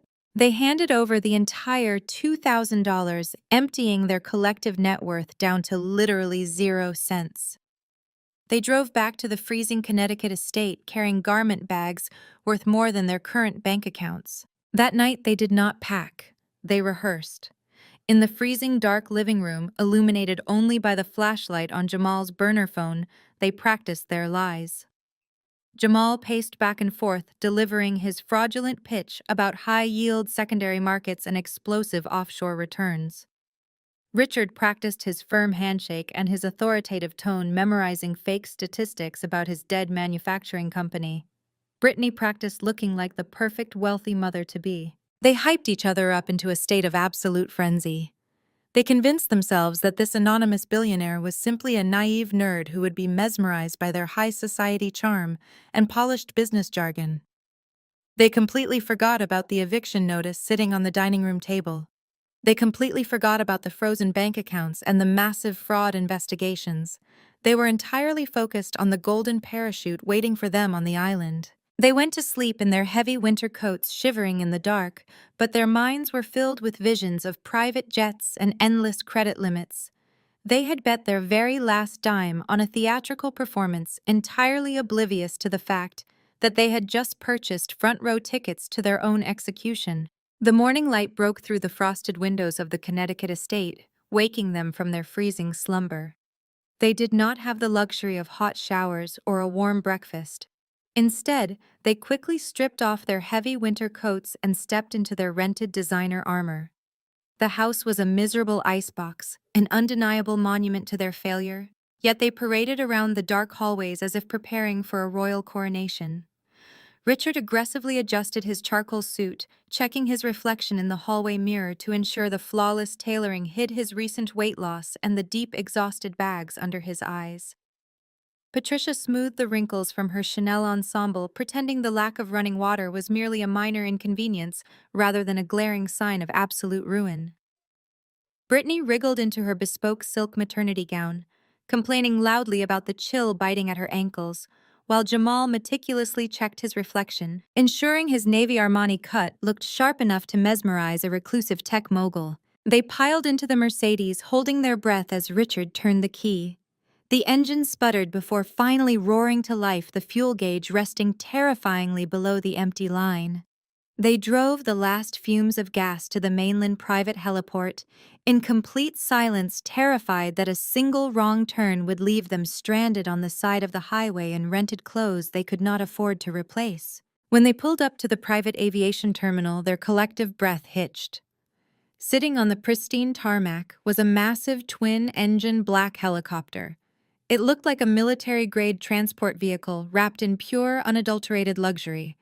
A pilot in a crisp, spotless uniform stood by the open cabin door, waiting for them with professional stoicism. The pilot greeted them with a respectful nod, addressing Richard as Sir, and treating the entire group with the exact level of deference I had explicitly ordered. Jamal puffed out his chest, strutting across the tarmac as if he had chartered the flight himself with his own limitless funds. He offered his hand to help Brittany up the steps, leaning in to whisper about how this was the exact model of chopper he planned to buy once their offshore funds cleared. The interior of the helicopter was breathtaking. Plush cream-colored leather seats faced each other in a spacious cabin lined with polished walnut paneling. Soundproofed headsets rested on the armrests, promising a smooth, quiet journey across the Atlantic.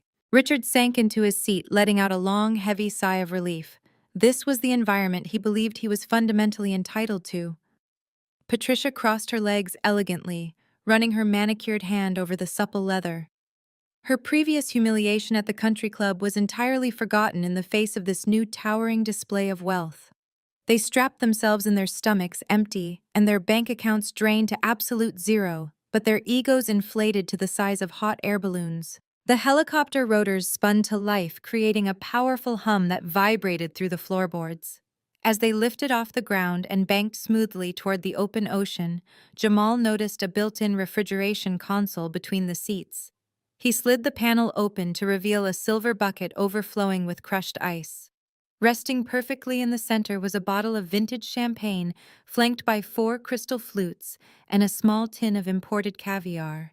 The sheer extravagance of the gesture washed over them completely, erasing any lingering doubts. Jamal pulled the bottle out, his eyes widening at the gold-embossed label. He knew enough about luxury brands to recognize that a single pour from this vintage cost more than his entire monthly car lease. He popped the cork, the celebratory sound barely muffled by the roar of the helicopter blades. He poured 4 glasses, handing them out to the family with a triumphant grin. They clinked the crystal flutes together mid-air, toasting to their impending salvation.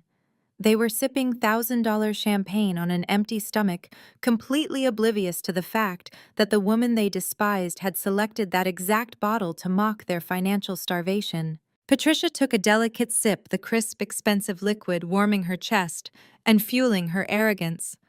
She turned her head to look out the reinforced glass window. Below them, the dark, churning waters of the Atlantic Ocean stretched out toward the horizon.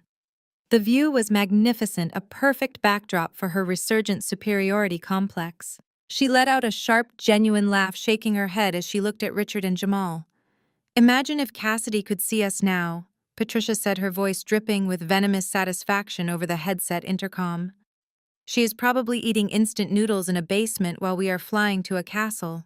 Brittany let out a loud snort, nearly spilling her champagne onto her rented maternity dress.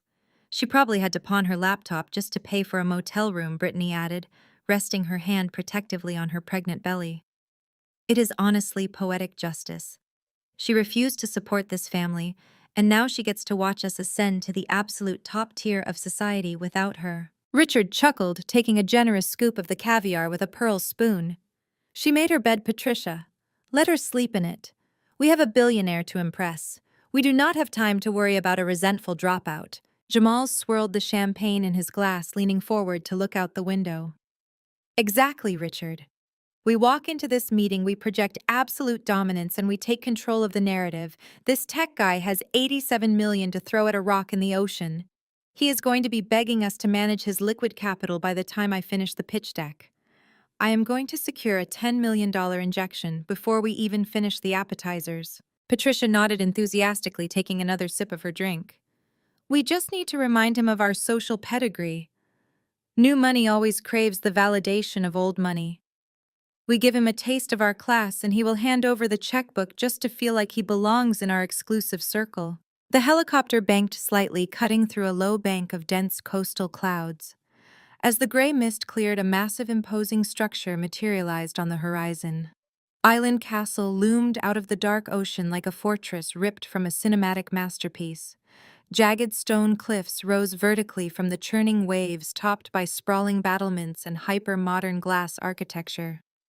It was a flawless hybrid of ancient power and billionaire security. Brittany gasped, pressing her hands against the cold window. "It is massive," she whispered, her greed practically fogging the glass. "Look at the size of the private dock. They have a mega yacht moored down there." Richard sat up straight, aggressively adjusting his silk tie. "Remember the plan, everyone? We do not look impressed. We act like this is just another Tuesday. We belong here." Jamal finished his champagne in one large gulp, placing the empty crystal flute back into the holder.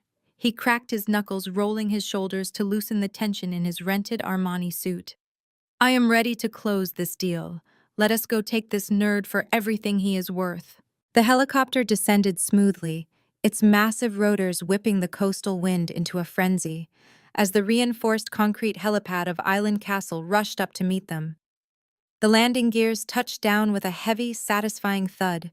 The engines began to wind down, shifting from a deafening roar to a low mechanical hum. Jamal unbuckled his seatbelt, first stepping out of the cabin with his chest puffed out, fully prepared to conquer the island. Richard followed, offering a hand to Patricia, while Brittany carefully navigated the steps in her rented maternity gown, desperate to maintain her illusion of high society grace. The freezing ocean spray whipped across their faces, instantly ruining Patricia's meticulously styled hair, but she did not dare complain. Standing at the edge of the helipad, waiting for them with absolute stillness, was Jackson. My head of security looked like a special forces operative poured into an immaculate tailored black suit. His posture was rigid, his expression entirely unreadable.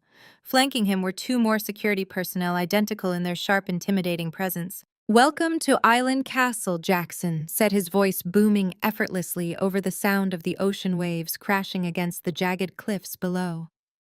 "The owner is expecting you. However, before we proceed past the outer perimeter, I must enforce the estate security protocols." Jackson stepped forward, holding out a velvet-lined security tray. "All mobile devices, smartwatches, and electronic recording equipment must be surrendered immediately. The owner operates under strict military-grade confidentiality agreements. No outside signals are permitted within the inner sanctum." Jamal bristled, his fake authority instantly challenged by the imposing guard. "I am a managing director of a financial firm," Jamal stated, puffing his chest out to match Jackson's height. "I need my device on me for emergency market alerts. You can tell your boss I will keep it on silent." Jackson did not blink. He did not move the tray. He simply stared at Jamal with dead cold eyes. "The protocol is non-negotiable, sir. Surrender the electronics or the helicopter pilot will be instructed to return you to the mainland immediately." Patricia practically shoved Jamal aside, her desperation overriding his fragile male ego. "Do not be ridiculous, Jamal," she hissed hurriedly, pulling her dead smartphone from her designer purse and tossing it onto the velvet tray. "It is perfectly understandable. We are dealing with extreme wealth here. Just hand over the phone." Richard nodded frantically, ripping his own device from his pocket and dropping it onto the tray. "We respect the owner's privacy," Richard assured Jackson with a nervous, overly eager smile. "Absolute discretion is how we conduct all of our business." Defeated, Jamal unclasped his smartwatch and dropped his burner phone onto the tray. Brittany followed suit, pouting slightly, as her only connection to her fake social media audience was confiscated. With their devices secured, Jackson nodded sharply to the secondary guards, who stepped aside to open the massive reinforced steel gates leading into the castle courtyard. "Please follow me," Jackson commanded, turning on his heel. "Do not stray from the designated path." The walk through the estate was a masterclass in psychological intimidation. The family was led through sprawling, impeccably manicured botanical gardens that defied the harsh coastal climate. They walked past a series of biometric security checkpoints, each one glowing with a soft, pulsing blue light.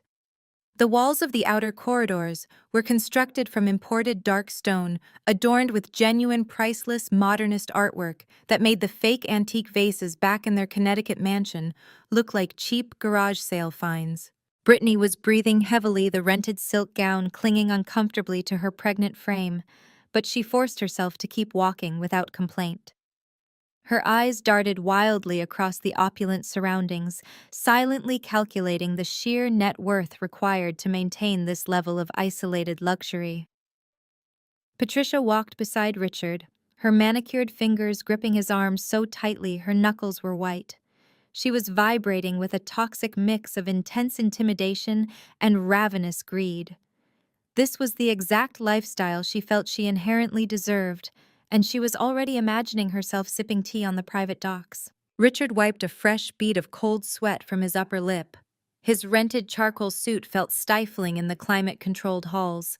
He kept adjusting his tie, mentally repeating the fraudulent revenue numbers of his dead manufacturing company. He needed to sound completely unflappable. He needed to sound like a man who did not desperately need a $10 million handout just to keep the lights on. Jackson led them down a final expansive hallway, lined with floor-to-ceiling bulletproof glass that offered an unbroken, terrifyingly high view of the Atlantic Ocean.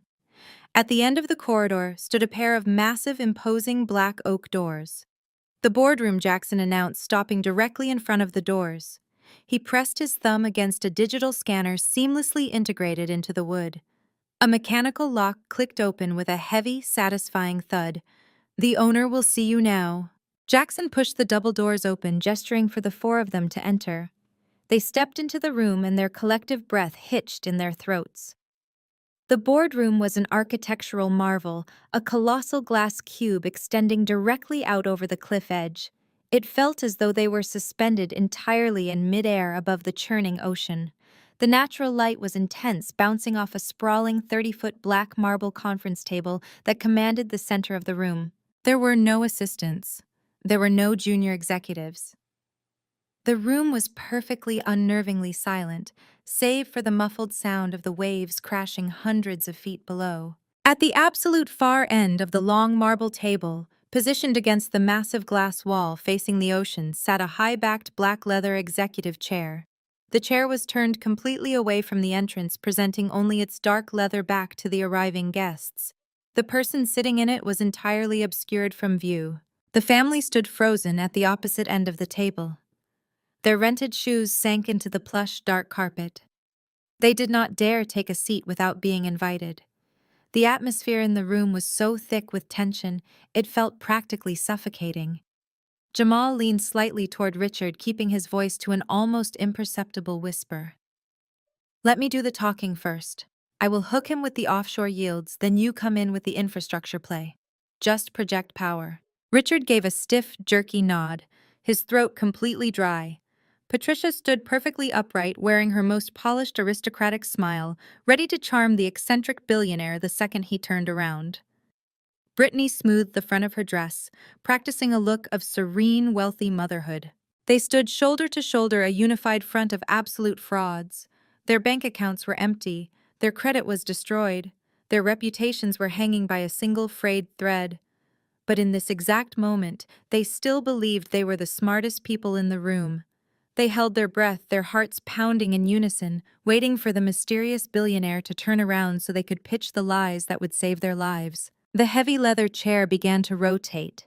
The mechanical hum of its swivel base was the only sound in the cavernous glass boardroom. It turned slowly, deliberately, maximizing the agonizing suspense that had completely paralyzed my family. Richard stood a little taller. Patricia plastered on her most radiant, practiced smile. Jamal took a deep breath, preparing to launch into his fraudulent pitch. Then the chair locked into place, facing them directly. I did not smile. I did not offer a greeting. I simply sat there, leaning back against the dark leather, my hands resting calmly on the armrests.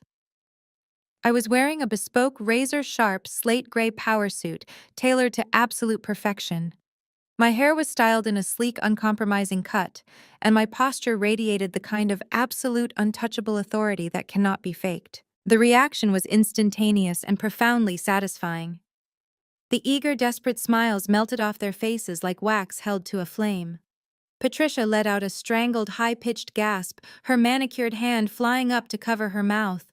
Her designer purse slipped from her grip and hit the plush carpet with a dull thud. Richard physically staggered backward, his eyes wide and unblinking, looking as though he had just seen a ghost materialize in the center of the room.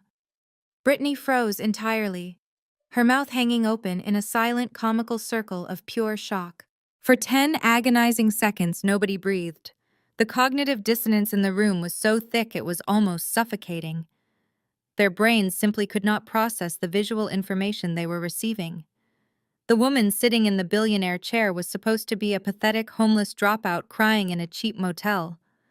She was not supposed to be sitting at the apex of a hyper-secure island fortress looking like a corporate executioner. Jamal was the first to break the silence. His fragile male ego simply refused to accept the reality unfolding in front of him. His brain aggressively rejected the truth, frantically constructing an alternate narrative that allowed him to maintain his fake superiority. He let out a loud, booming laugh. It was a harsh, nervous sound that echoed awkwardly against the glass walls. He shook his head, running a hand over his freshly faded haircut, and pointed a finger at me. "Oh, you have got to be kidding me." Jamal chuckled, his voice dripping with aggressive disbelief.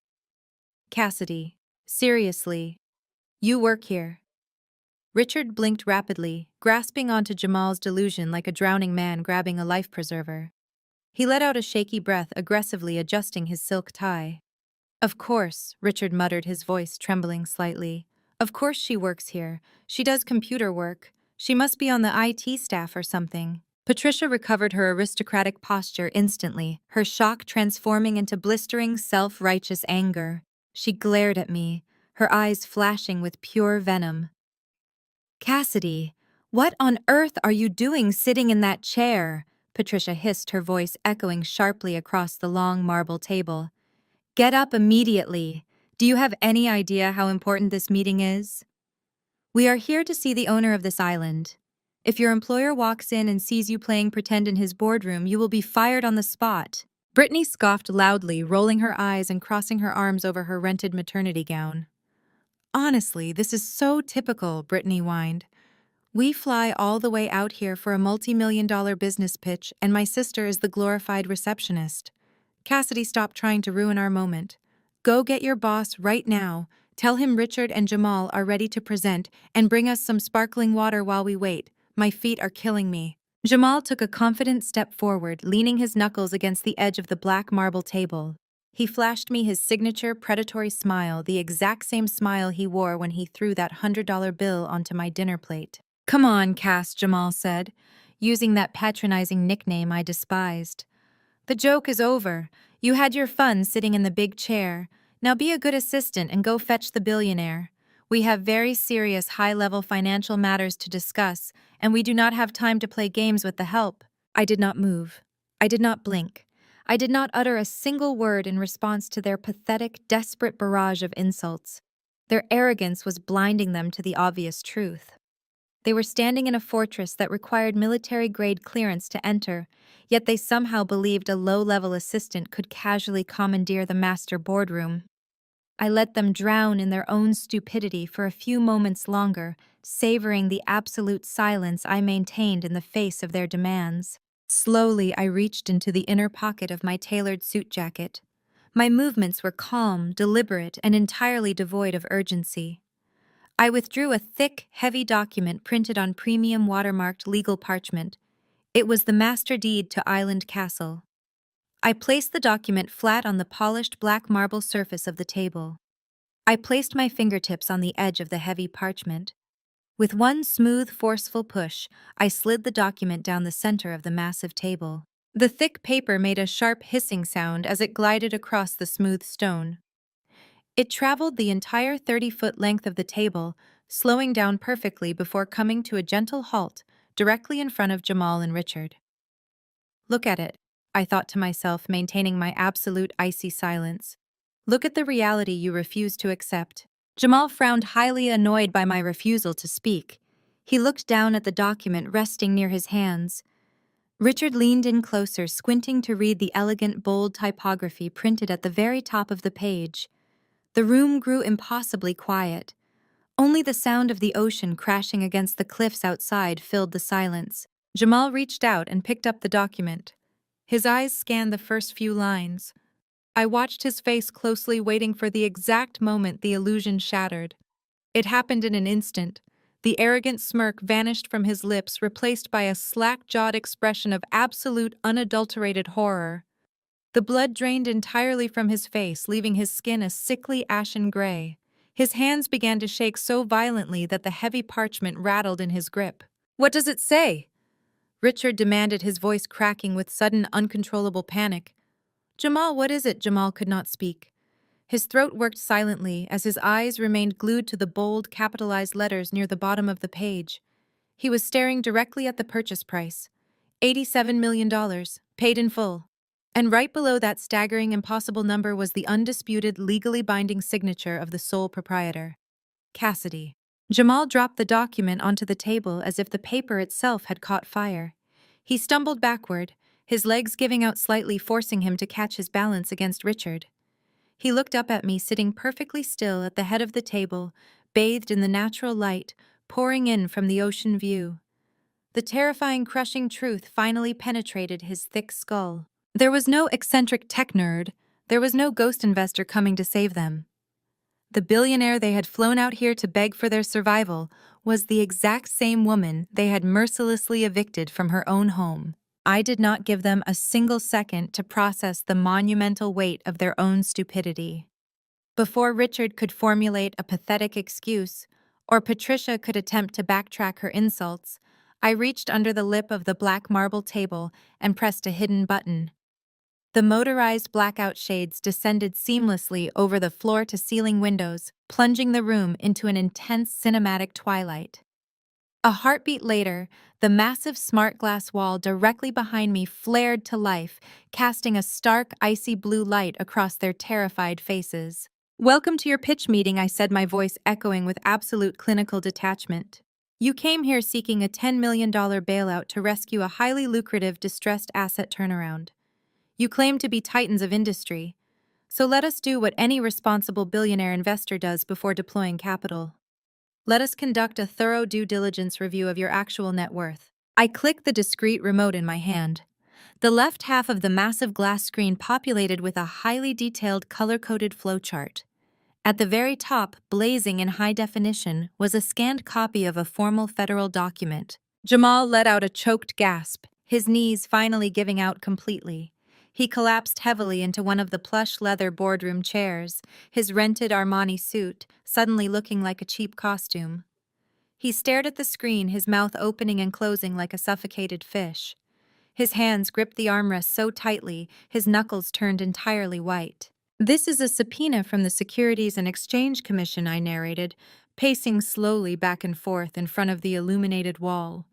"It details an active 8-month covert investigation into your boutique brokerage firm. But we do not need to wait for the federal prosecutors to build their case, Jamal. Because I already did the math for them." I clicked the remote again. The screen zoomed in on a series of offshore bank transfers. I highlighted the exact routing numbers. "Here we see the pension funds you actively embezzled from your most vulnerable clients. And right next to it, we see where that money actually went. It did not go into high-yield Cayman Island bonds. It went directly to the custom tailor who made your velvet suits. It went to the leasing company for your luxury cars. It went to the high-end maternity boutiques that Brittany frequents so she can pretend to be a prominent socialite." Brittany let out a sharp, horrifying shriek, stepping away from Jamal, as if he were suddenly highly contagious. "You stole the money," she cried out, her voice cracking with pure hysteria. "You told me we were rich. You told me my baby was going to inherit an empire." "You are completely broke," I stated, staring directly at my brother-in-law. The screen flashed a giant, undeniable 0 at the bottom of the ledger. "You embezzled over $3 million to maintain a fake persona, and now you have absolutely nothing left except a guaranteed minimum sentence in a federal penitentiary. Your pitch is declined, Jamal." I did not pause to let the devastation settle. I turned my attention to the right side of the screen and clicked the remote. A dizzying array of spreadsheets, tax returns, and unpaid invoices flooded the glass wall. Richard stumbled backward, clutching his chest as if he were having a physical heart attack. His face was entirely devoid of color, matching the pale gray of the carpet beneath his feet. "And now for the family patriarch," I continued, my voice remaining surgically precise.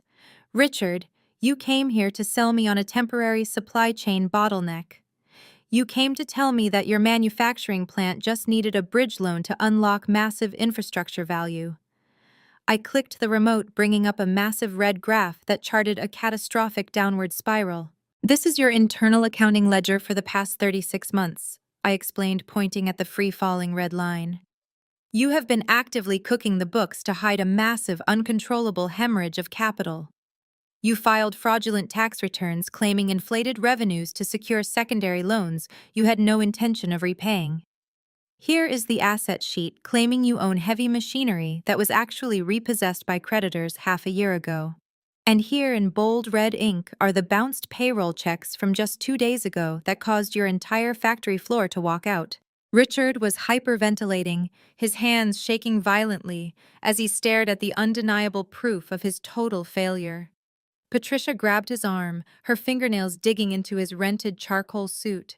Tell her it is a lie, Richard. She pleaded, her aristocratic facade completely shattered into a million jagged pieces.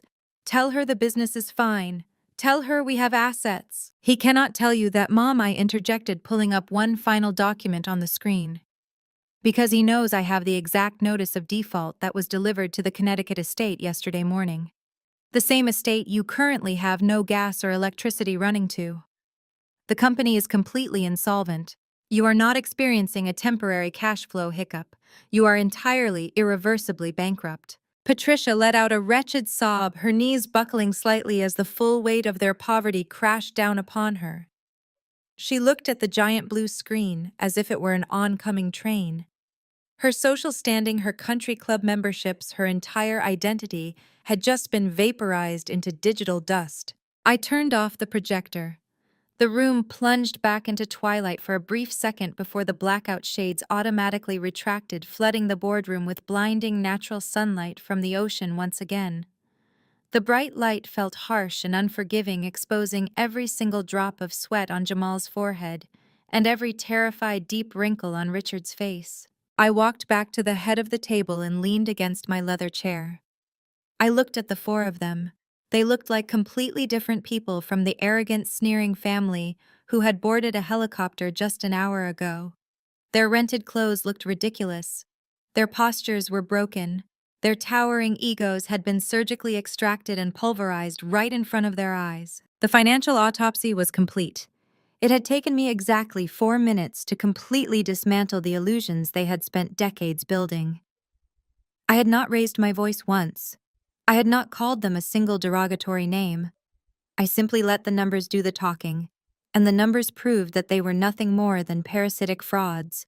The sheer weight of that realization crushed whatever fragile composure Brittany had left. The golden child, the woman who had built her entire identity on being superior, suddenly snapped. She let out a guttural, hyperventilating wail that pierced the quiet of the boardroom. She grabbed the fabric of her rented silk maternity gown, her perfectly manicured fingernails digging into her thighs as she collapsed onto the plush carpet. "You ruined my life!" Brittany screamed, pointing a trembling finger at Jamal, who was still slumped lifelessly in his chair. "You promised me an empire. You told me my baby was going to grow up in luxury. You are going to prison and I am going to be a single mother living on the street." She buried her face in her hands, sobbing with a frantic, ugly intensity. There was no social media filter here. There was no carefully curated angle. It was the raw, unedited breakdown of a woman who had just realized she was entirely destitute and legally tethered to a federal criminal. Patricia stared at her weeping daughter, then looked at Richard, who was completely paralyzed, his mouth hanging open as he stared at the financial graveyard projected on the glass wall. The aristocratic illusion Patricia had spent decades cultivating was dead. The country club, the luxury cars, the lavish luncheons, they were all gone. The only thing standing between her and absolute poverty was the woman she had viciously mocked and evicted just days ago. Patricia's knees buckled. The woman who had worn her pearls like a crown and treated service workers like peasants dropped straight down onto the boardroom floor. Her rented Chanel skirt dragged against the carpet as she crawled forward, closing the distance between us. Tears streamed down her face, dragging thick streaks of mascara across her cheeks. "Cassidy, my beautiful daughter." Patricia wept. her voice cracking as she reached out her trembling hands, hovering just inches from my polished leather shoes. Please, you have to understand. We were just confused. We were stressed about your father's company. We did not mean any of the things we said. I looked down at her, my face a mask of absolute unyielding stone. I felt no pity. I felt no remorse. I looked at the woman who had called me a failure, who had allowed her son-in-law to throw money in my face, and I felt nothing but cold analytical detachment. We are blood. Cassidy! Patricia begged, her voice rising to a hysterical screech. We are a family. You cannot just leave us with nothing. You have $500 million. You could save your father's company right now. You could pay off Jamal's debts and keep him out of prison. Please, I am your mother. You owe us your life. Family does not throw each other out into the freezing cold on Thanksgiving. Patricia, I stated, my voice echoing sharply across the vast room. Family does not bleed their children dry to fund fake luxury lifestyles. You do not get to play the blood card only when your bank accounts hit zero. I stepped away from her grasping hands and walked deliberately toward a hidden compartment seamlessly built into the black marble conference table. I pressed a concealed panel and a shallow drawer slid open. I reached inside and pulled out a crisp, heavy manila folder. It was an exact, deliberate visual replica of the folder Patricia had tossed at my dinner plate. I walked back to the head of the table. Richard finally snapped out of his catatonic trance, his bloodshot eyes tracking my movements. Jamal slowly lifted his head, his face slick with cold sweat.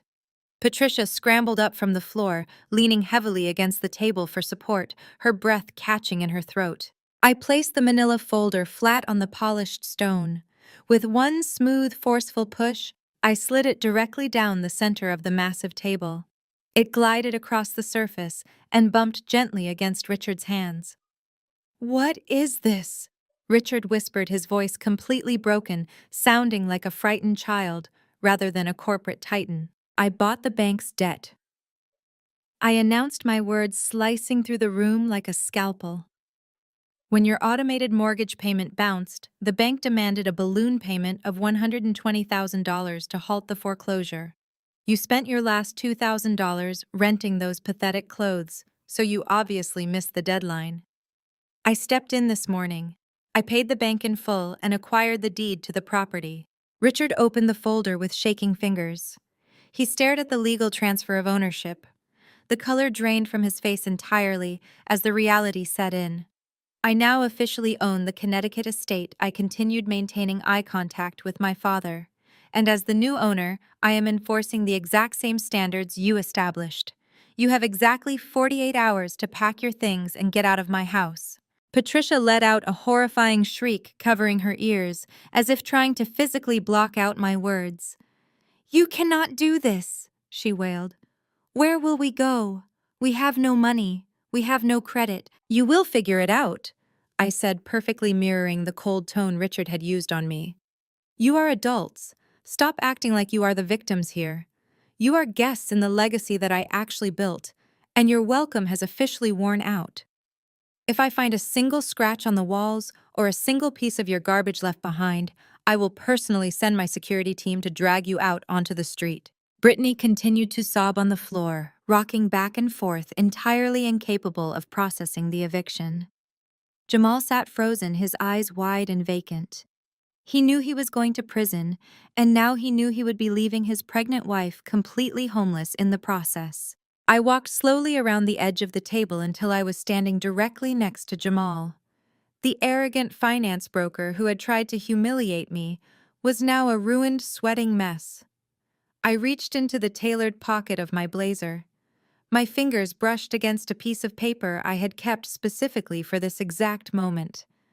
I pulled out a crisp, heavily creased $100 bill, the exact same bill Jamal had thrown onto my gravy-stained plate. I held it up between my fingers, letting it catch the natural light pouring in from the ocean view windows. Jamal stared at the bill, a fresh wave of nausea washing over his face as he recognized it. "I tell you what, Jamal," I said, my voice dripping with the same weaponized fake pity he had used on me. "Because I am a generous person, I am going to help you out. I know things are going to be incredibly tight for you now that your offshore portfolios are seized by the federal government. I know someone facing a 15-year prison sentence is going to struggle to find a moving company. With a precise flick of my wrist, I tossed the $100 bill. It fluttered through the air and landed squarely on his lap, resting against the dark fabric of his rented Armani trousers. Use it to rent a U-Haul, I said, my lips curling into a sharp, victorious smile. Or maybe use it to put a down payment on a cardboard box. Just consider it an early Christmas present from the successful side of the family. You are welcome. Jamal did not touch the $100 bill. It lay on his lap, a mocking testament to his utter destruction.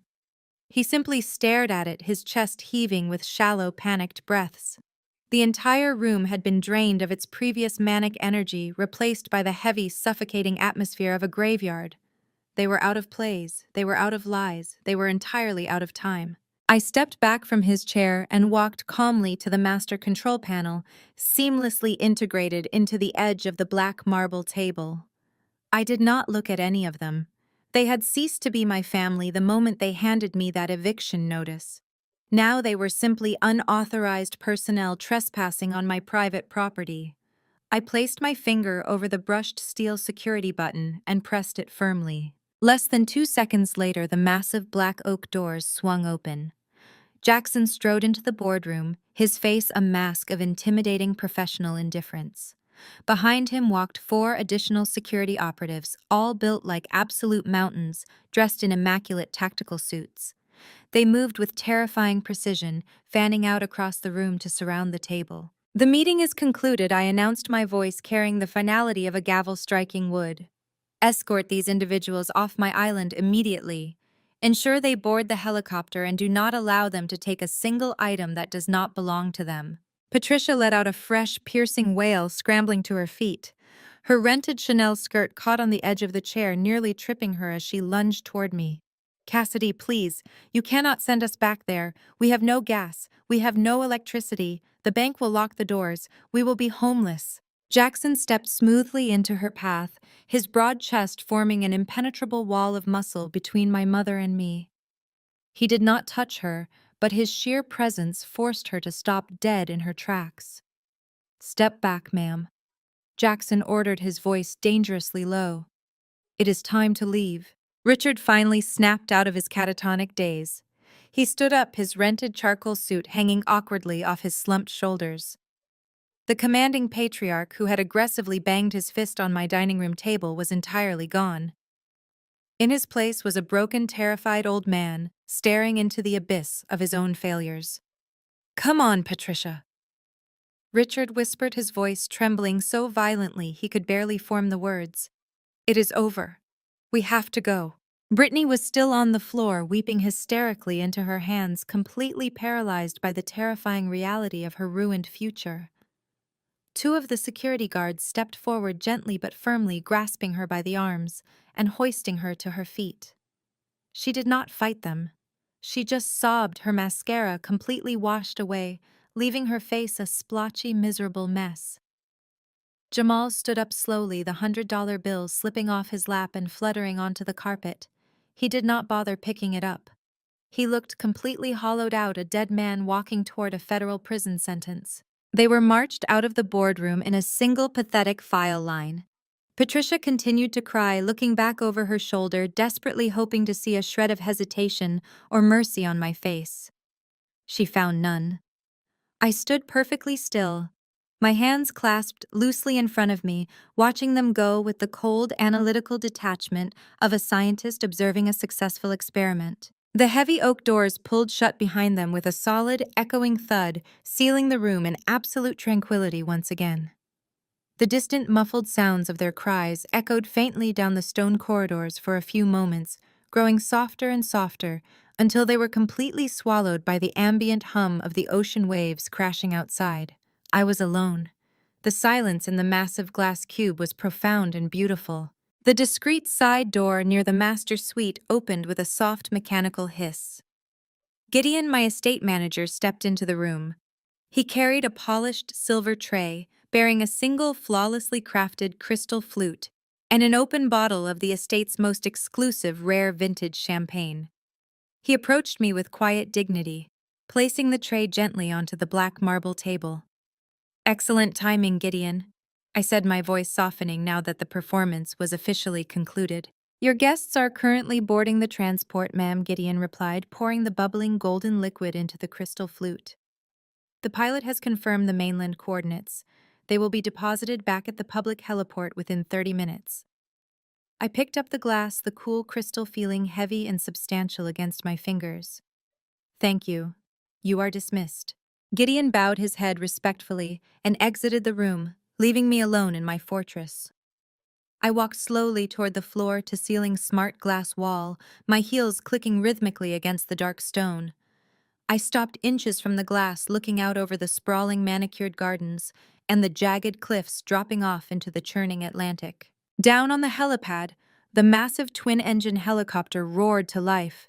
The immense force of the spinning rotors whipped the coastal mist into a violent frenzy. Through the tinted windows of the aircraft, I could barely make out the shadowy silhouettes of my family.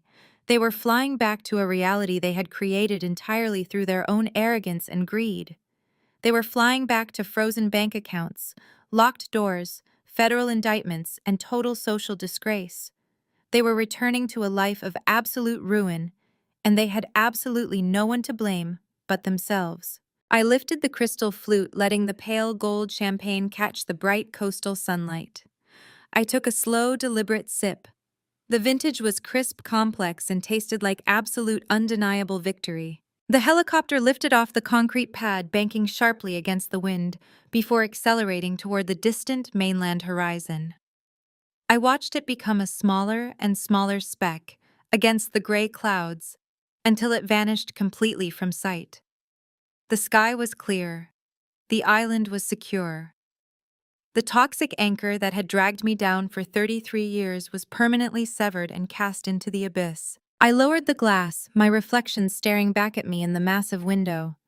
I saw a woman who had survived manipulation, who had outsmarted predators, and who had built an impenetrable empire from the ground up.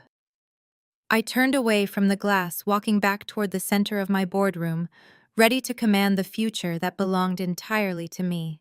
The shadows of the past faded into the dark marble, leaving only the brilliant, blinding light of a woman who had finally won. The powerful narrative of Cassidy's calculated retaliation teaches a profound lesson about the true nature of family and self-worth.